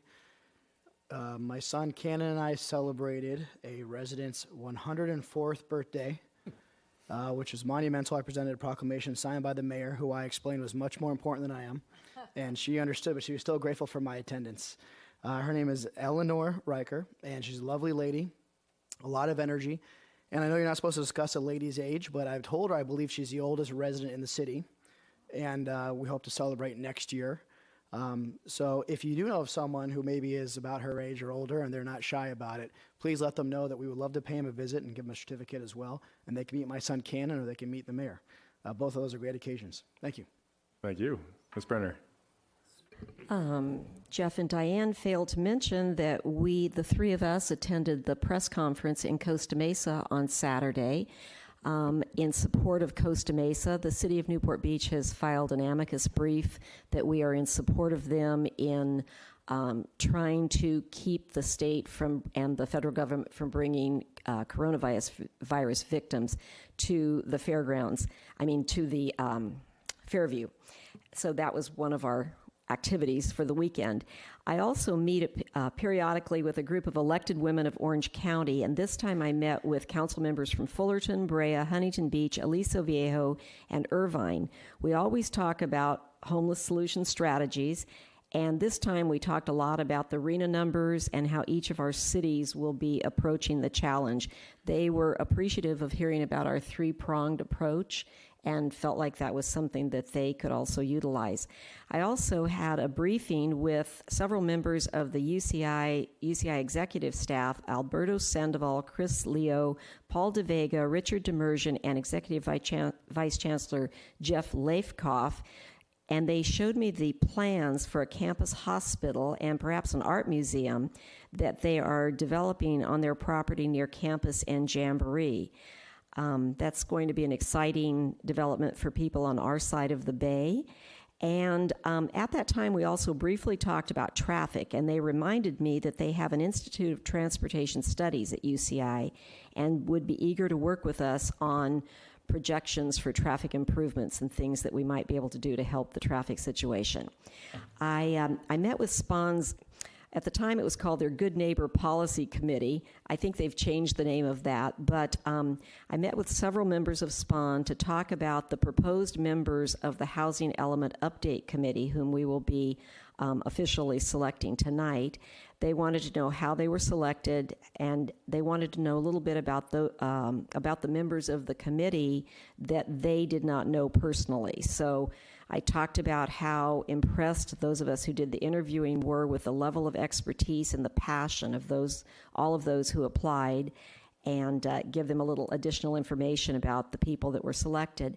I also met with the Homeless Ad Hoc Committee in Mayor O'Neill's absence, and we will have a report on that later from Grace about the staff efforts, but several members of the Ad Hoc Committee are working on partnering with the county on the behavioral health aspects of this problem and how we can partner with them. They're building a psychiatric facility that we hope will help us to give service to the members of our homeless community who are suffering from substance abuse or psychiatric disorders. I also attended the Orange County Tax Luncheon to hear Congressman Lou Correa and Harley Ruda speak. At that luncheon, Anaheim was mentioned several times for their success in homeless solutions, and I'm hoping to get a tour of their facilities.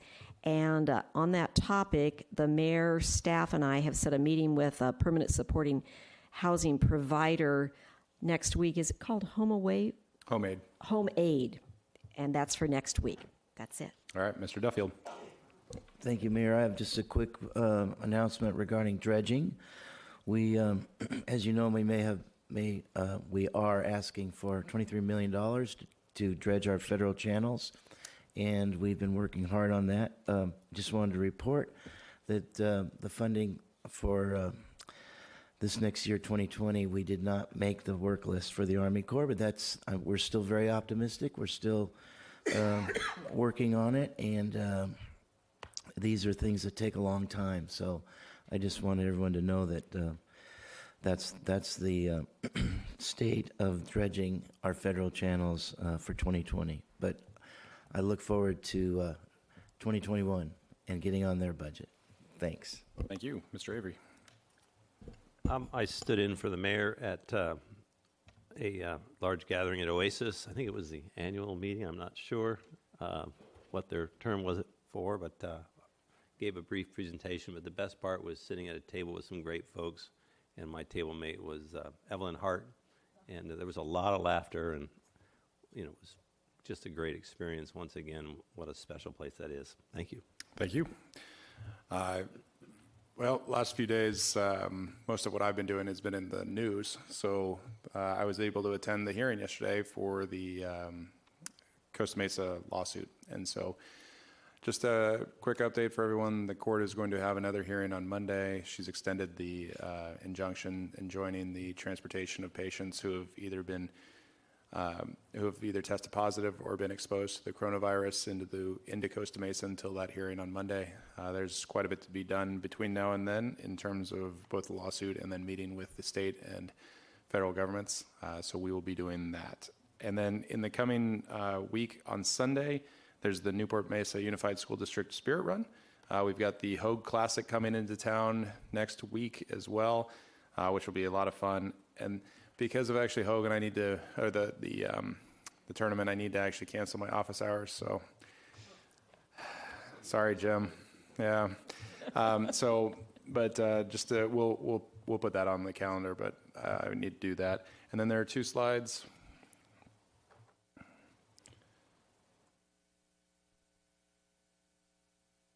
On Thursday, February 27th, 2020, from 6 to 7 p.m., we're going to be hosting a discussion about addressing youth homelessness. This will be in the Newport Beach Central Library Friends Room. And then on March 2nd, 2020, at Marina Park Community Center from 6 to 8 p.m., we will be having a discussion on Title 17, the commercial marina liveaboards. So with that, we will do public comments on consent calendar. Madam Clerk. This is the time in which council members may pull items from the consent calendar for discussion. Those are items 1 through 16. Public comments are also invited on consent calendar items. Speakers must limit comments to 3 minutes. Before speaking, please state your name for the record. If any item is removed from the consent calendar by a council member, members of the public are invited to speak on each item for up to 3 minutes per item. All matters listed under consent calendar are considered to be routine and will all be enacted by one motion in the form listed below. Council members have received detailed staff reports on each of the items recommending an action. There will be no separate discussion of these items prior to the time the City Council votes on the motion unless members of the City Council request specific items to be discussed and are removed from the consent calendar for separate action. Thank you. Actually, before we hit this item, I need to go back for just a moment, Mr. Muldoon, for an A1. Thank you, Mr. Mayor. This is my attempt at saving a local business. OC Winery is located in what's zoned as an industrial area. At first, it was there for the purpose of manufacturing wine. It's essentially turned into a place where people go for wine and beer and food at times. They're going to go out of business due to fines and lack compliance if we don't do some sort of change. So I'm going to ask staff to bring back perhaps a couple options on how this could be done, whether it's a private membership area or whether it's an organization that's allowed to exist purely for the use of food that's not made there and for alcohol and wine serving. I do request that the hours of operation be limited to evenings and weekends, so any schools nearby don't have to worry about it interfering with their hours of operations. And I'm just trying to be as flexible as possible with this one, staff. Thank you. All right. Thank you. All right. We'll come into the public comments on consent calendar. This is the time for council members to announce recusals or pull items off. Mr. Herdman. I have none. Okay. Ms. Dixon. Yes, thank you, Mayor. As I mentioned at the beginning of our study session a couple hours ago, item number 4 on the consent calendar relates to short-term, the ordinance, that's the second reading of the ordinance relating to short-term lodging. The subcommittee, the members being Mr. Herdman and Ms. Brenner, and I are asking for this item to be taken off the calendar, I guess is the best way to say it, and that the subcommittee will continue to review certainly all the public comments that have been received in the last 2 weeks, and there's just some more fine-tuning that needs to be made, and we look forward to coming back quickly to bring it back before the council. And so is that the form of a motion or just a procedural item? Yep, so that would, Mr. Avery will make the motion, but I believe that he can incorporate the recommendation that the item be tabled into his motion. Fair, Mr. Harp? Yeah, that's fair. I think what you're saying is you refer it back to the committee for additional work. That's correct, and we'll hope to bring it back very quickly. Thank you. Okay, Mr. Muldoon? Yeah, thank you, Mr. Mayor. I have a conflict on item number 12 due to prior business interests, which lasts for a term after the business expires. Excuse me, Mayor, Mr. Mayor. I think I have to recuse myself on, I guess it's item number 3, excuse me, relating to the Lido Isle hedge heights. Okay, so noted. Thank you. Ms. Brenner? Nothing. Mr. Duffield? Mr. Avery? I have none. All right, I have none. Is there a motion, Mr. Avery? Yes, Mayor, I move the balance of the consent calendar items with the exceptions of no items for pulling except Councilmember Dixon's item 4. We're going to do a motion on that. So if you mind if I make, so the way it would work is we would move the consent calendar with item number 4 being Yes. recommended a continuance, and then I believe there were some recusals. Yes, so we have recusals, Ms. Dixon, on items 1 and 3, and Muldoon on Just item 3. just item 3. 3, yes. Okay. Oh, and then a recusal from Mr. Yes, of item 12. Okay. And Do we have, can I also make a note? I'm sorry. I have to recuse myself on item 9 due to real property interests. all right, so We have noted. a couple No, amendments. yeah. Okay, and then, I'll second the motion. okay. All right. So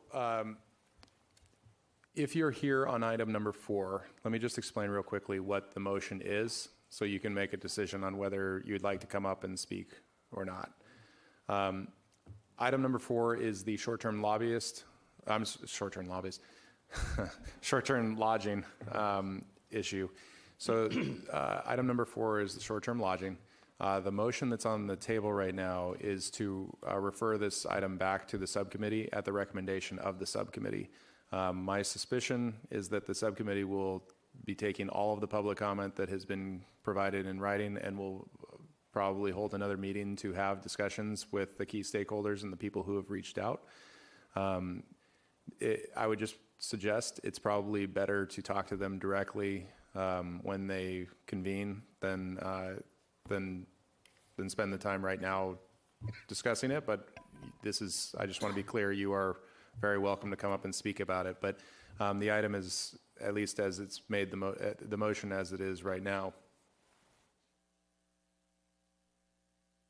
Okay. The motion as it's made right now from the subcommittee would not have any action to advance the ordinance tonight.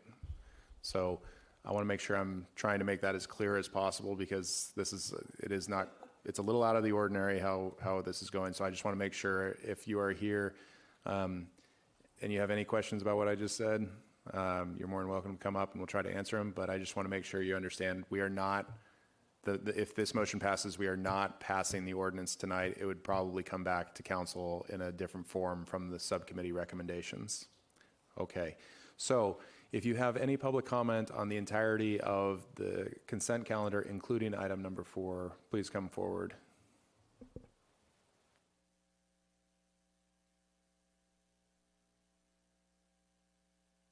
Good evening, and I My name's Colleen Howes, and I'm a 40-year resident of Corona Del Mar. And I'm sure you've all heard from me in the last couple weeks over this ordinance, 2020-8. And I really want to thank all of you for listening to us and for considering to change this or go back to the drawing board. That's a great example that you really do care about the citizens here. And I just want to say I appreciate it. Thank you. Thank you. Next speaker, please. Okay, seeing none, we'll bring it back. We have a motion and a second. Mr. Mayor, I'm yes. sorry. Oh, okay.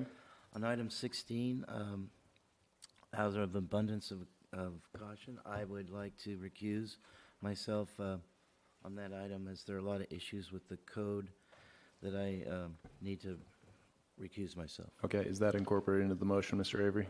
Yes, it is. And then That's your fine. second? Okay. Yes. All right, then let's vote. Prior to reading the vote, I'll read the ordinance title for ordinance number 2020-7, an ordinance of the City Council of the City of Newport Beach, amending Title 20 entitled Planning and Zoning of the City of Newport Beach Municipal Code related to hedge heights and front setbacks, abutting stratas within Lido Isle. The motion carries unanimously 7-0. All right, thank you. We now have public comments on non-agenda items. If you have any public comments on non-agenda items, please come forward at this time.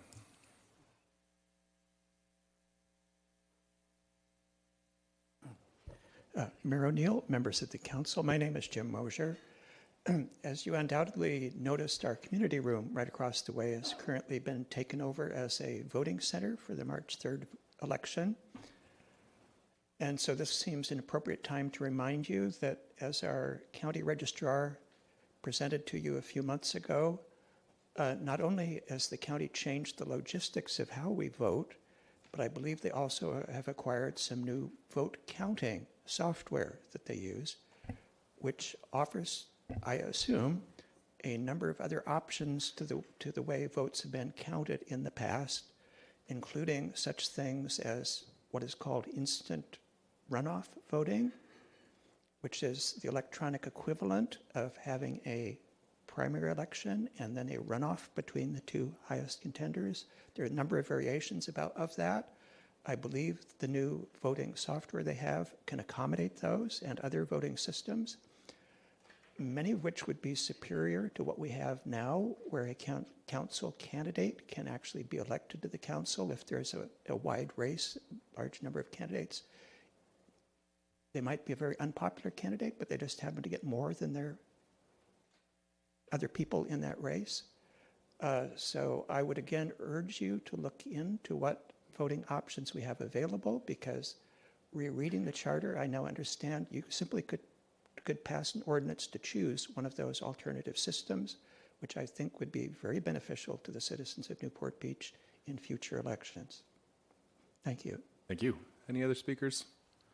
All right, seeing no one, we'll bring it back. All right, we'll move to item number 17. I will declare a conflict due to real property interest and turn the meeting over to Mr. Avery.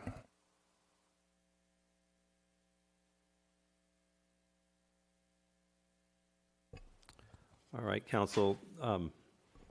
Item 17, the ordinance for amendment to Section 904380 of the Newport Beach Municipal Code to adopt local amendments to the 2019 edition of the California Fire Code.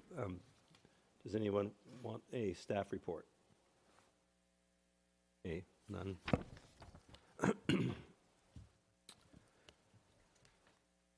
Do we have any comment from the public on this item? And just real quick to clarify, there's actually a public hearing with the building code issues. When you're in fire code, you have to have the public hearing at the second reading. So this has already been before the council once, but they have the public hearing at the second meeting. So I believe the public hearing is now open.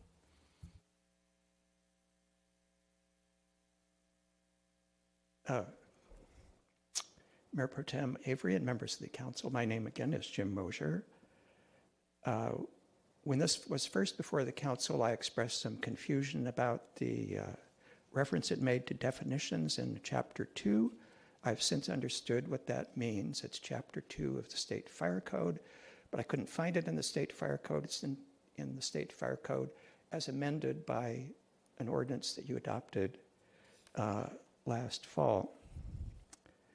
I remain confused about the statement in the staff report that in enacting the ordinance, you are by reference incorporating some guidelines. The guidelines are included in tonight's staff report. I don't believe they were in the staff report from 2 weeks ago. This is the real meat of what is being changed, is the guidelines. The ordinance is not much different about the fire code. The guidelines of what people have to do, including the new definition of something called a home ignition zone. That's most of what this is about. And the diagram in here, these are all new. So I'm hoping we could have clarification. When they say this is being adopted by ordinance, does that mean you are approving these guidelines and they could not be changed by staff without coming back to you, the council? And likewise, it refers to 2 other guidelines. Are those now being frozen in whatever state you are approving tonight, or are you giving the staff latitude to this? As to these guidelines you haven't seen before, on the bottom of the first page, it's referring to, again, about definitions, the hazard reduction zone. And I noticed that it says to be a hazard reduction zone, as I read it, it has to have on the land structures that were built prior to July 1st, 1999. That's what the current guidelines say. But the ordinance that you adopted last fall changed the definition, and it no longer says the structures have to be built prior to 1999. So is that something that should be corrected in the guidelines before you approve them tonight, if you're actually approving the guidelines? Or will that be fixed up by staff later? Thank you. Great, thank you. Could we get some So clarification here? I believe Mr. Brosher asked to see the guidelines last time, and so I think they're put in for informational purposes, but those are something that was adopted by staff. All right. Given the comments, I think perhaps a little discussion on the guidelines would be helpful. The guidelines are presented as information for the public in order to understand and bring forth an idea of how to comply with codes. That's what we really do, is we try to tell them how to do the work so they're in compliance. The guidelines are frozen and adopted with the ordinance. So what we have for guideline G1 is where the changes are. The other guidelines did not change from the previous years. They're the same as before. Great, thank you. Other comments here? Any other public comment? All right, seeing none, I'll take it back. We have a motion. We'll move the item. Thank you. Call for the vote.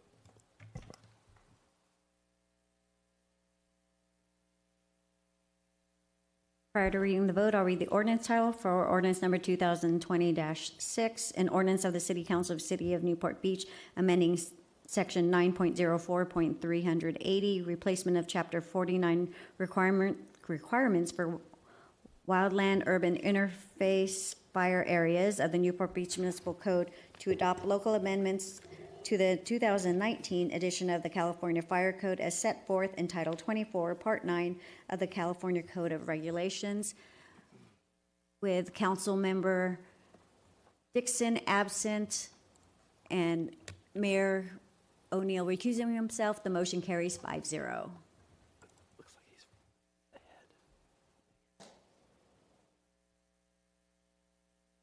All right, thank you. We'll move to item number 18, request for qualifications for permanent supportive housing project.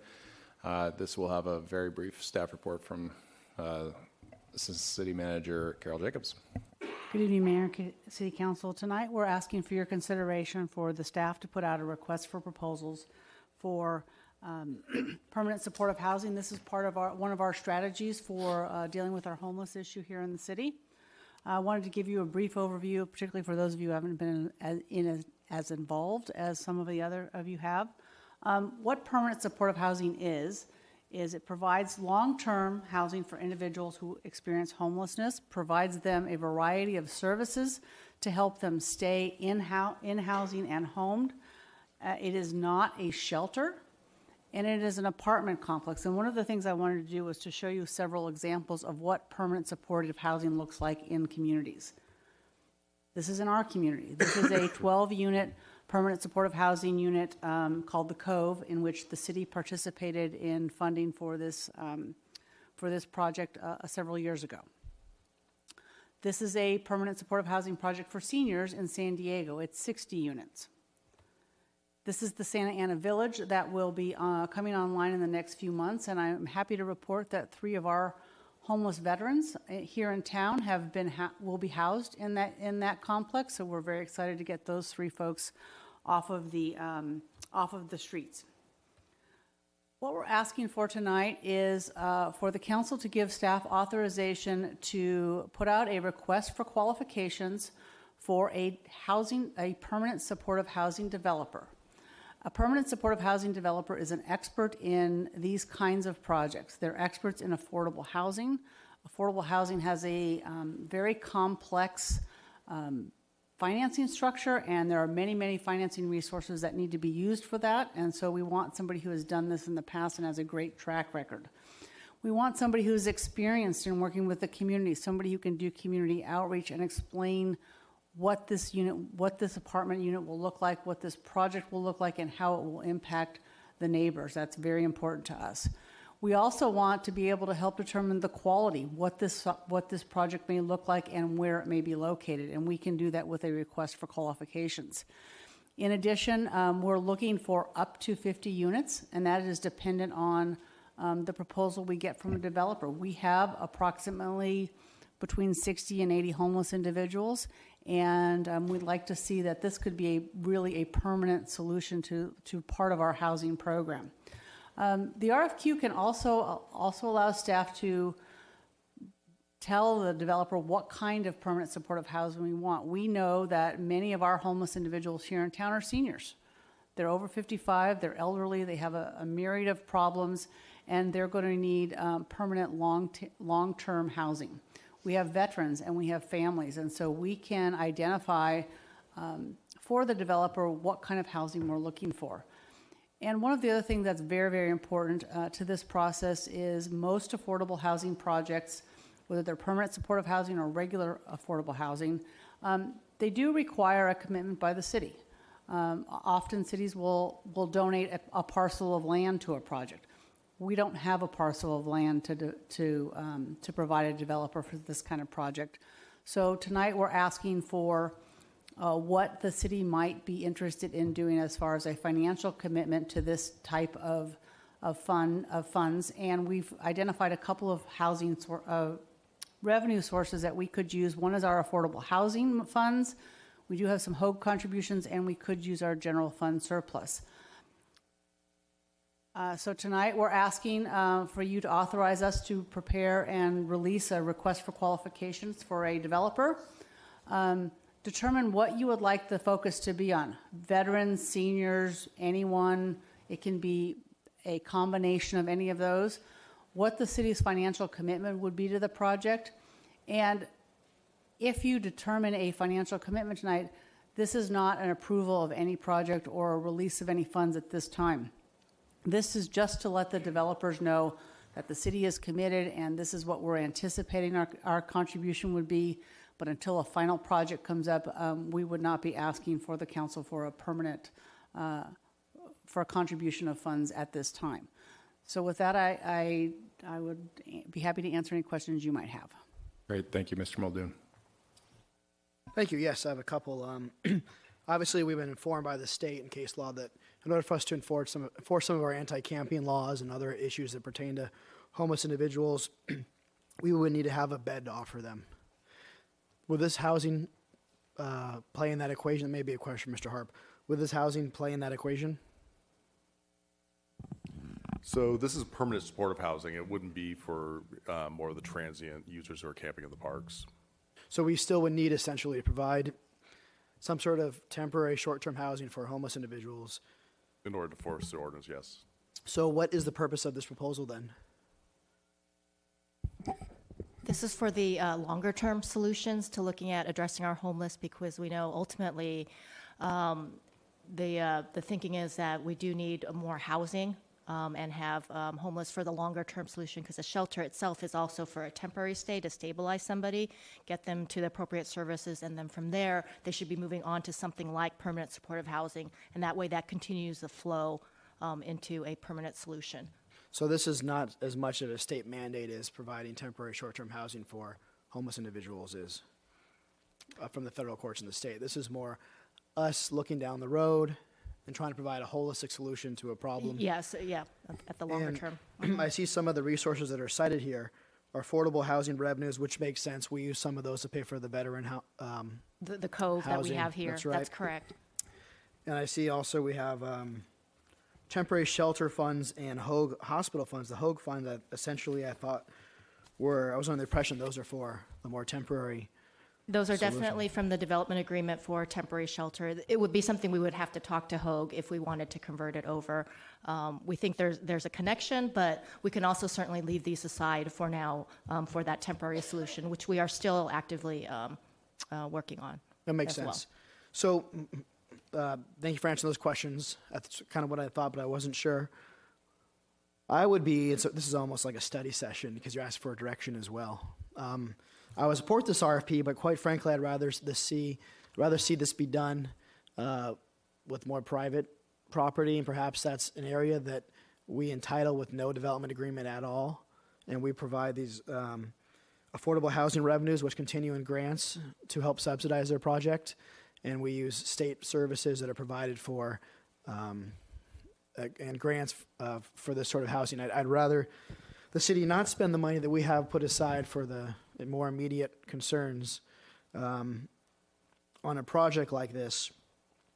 I believe that housing is the solution, especially by the airport, more affordable housing. And essentially that's the way the Cove was done. The Cove was done with financing experts, which we're going to put an RFP for, and some assistance funds and what we had, and then some entitlements. So I support the item, and then as far as direction goes, that's what I would prefer. Thank you. All right, Mr. Herdman. Carol, as I learn more about this type of housing as opposed to shelter housing, I'm learning that there are sources of funds available for the two different kinds of projects, if you will. Are we looking into Orange County Housing Trust, for example, and that type of thing as possible funding source for a project like this? Yes, Grace? Yes, the Housing Trust Fund is actually specifically for permanent supportive housing, not for shelter. Right. So that is something definitely. And this is where an experienced developer in permanent supportive housing knows how to assemble these types of financing pieces all together with that. But absolutely, the Housing Trust would be a prime area. Very good. Thank you. Mr. Avery. In my tenure on the homeless committee with council and members of the people that know really this whole situation is really something. It was humbling actually to be on the committee and deal with something that's so crucial. And what the city manager spoke of is one of the things that I came away with, that we can't do this alone, and that's going to take the city, it's going to take a private developer, it's going to take houses of faith, and it's going to take us as individuals in the community to help make something like this work. And it's, I think, I don't know how any of us can live in a town like this and enjoy the fruits of such a great city without getting behind something like this for people who are less fortunate, and we see them quite often. And the experts that have been helping us all the way along in this have pointed to this as a solution, as one of the important solutions for, if not solving this problem, making a significant difference. Because one of the myths is the people that are homeless prefer to stay that way, and that's not true. They prefer not just shelter, but a home, someplace that's theirs. And I think we have an obligation to, and every city does, to find a way to provide that. And also my understanding is that a place at 50 or 60 units wouldn't just be a building, it would also be served by many different organizations to give the residents of such a community the help they need to be successful. So it's mental health issues, nutrition, physical therapy, if that's it, whatever it takes. But those services are a critical component to this, and there are different agencies out there that can provide those. So I'm looking at almost, that's a basic understanding, and I think it's abundantly clear to me that we need to be an important part of this, the city, in terms of perhaps providing some property, as we did in the Newport Shores area, and help and give a developer a leg up ability to come in and come up with something. So this is obviously a part of that, and this is, we're sort of on the very, very start of the road to get there, and it's going to take many years, I would think. 3 at least, 5, 6, who knows? But it's really important that we start now, I feel, based on everything I've sort of learned over these months with this issue. And of course, the shelter is another part of this as well. So it's not going to be cheap for us. And but the state, things have really changed, and the state no longer houses a lot of the people that have been out on the streets for a long time, and so now it's up to communities to do it. But we will only do it with the help of partners, and that's what this, I believe, this is all about, is us being a partner and then bringing more partners into it to make it work.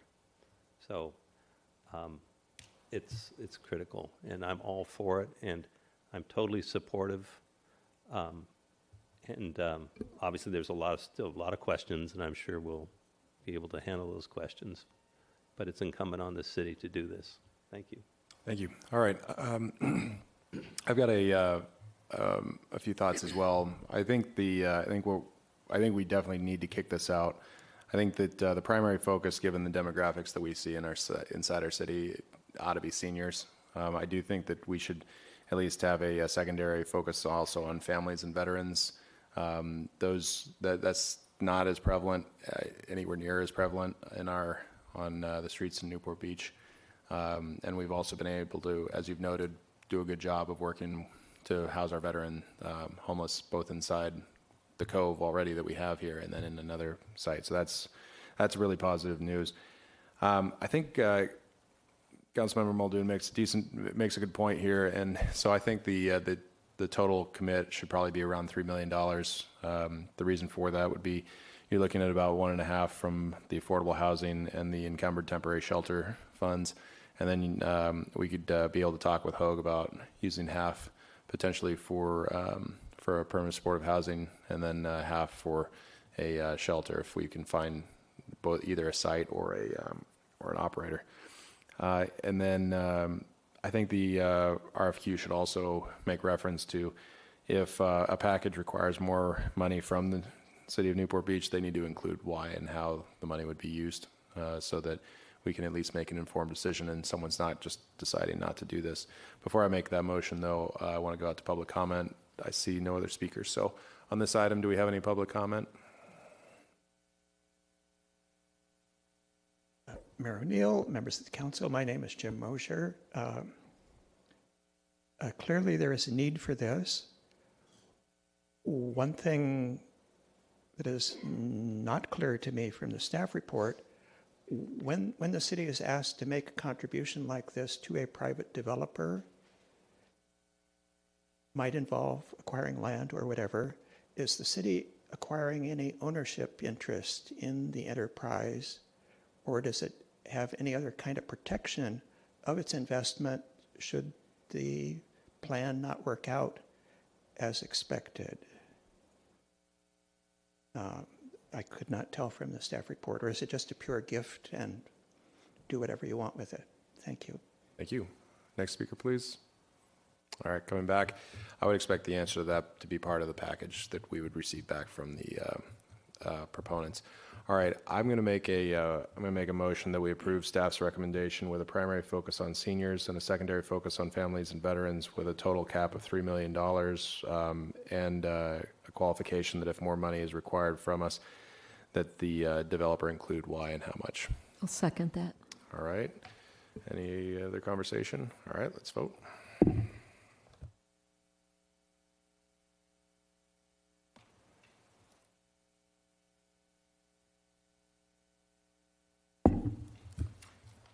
With Councilmember Dixon absent, the motion carries 6-0.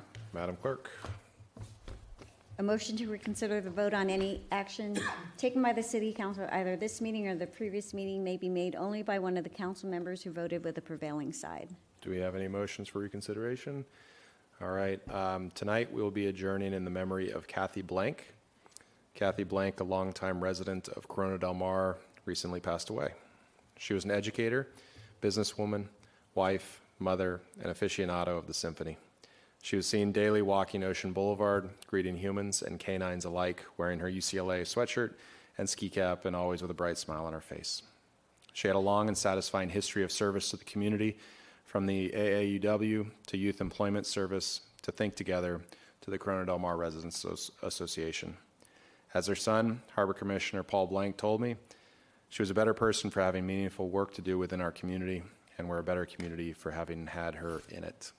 She is survived by her sister Heidi, her daughter Kimberly, her sons Chris and Paul, 2 grandsons, and a great-granddaughter. We stand adjourned.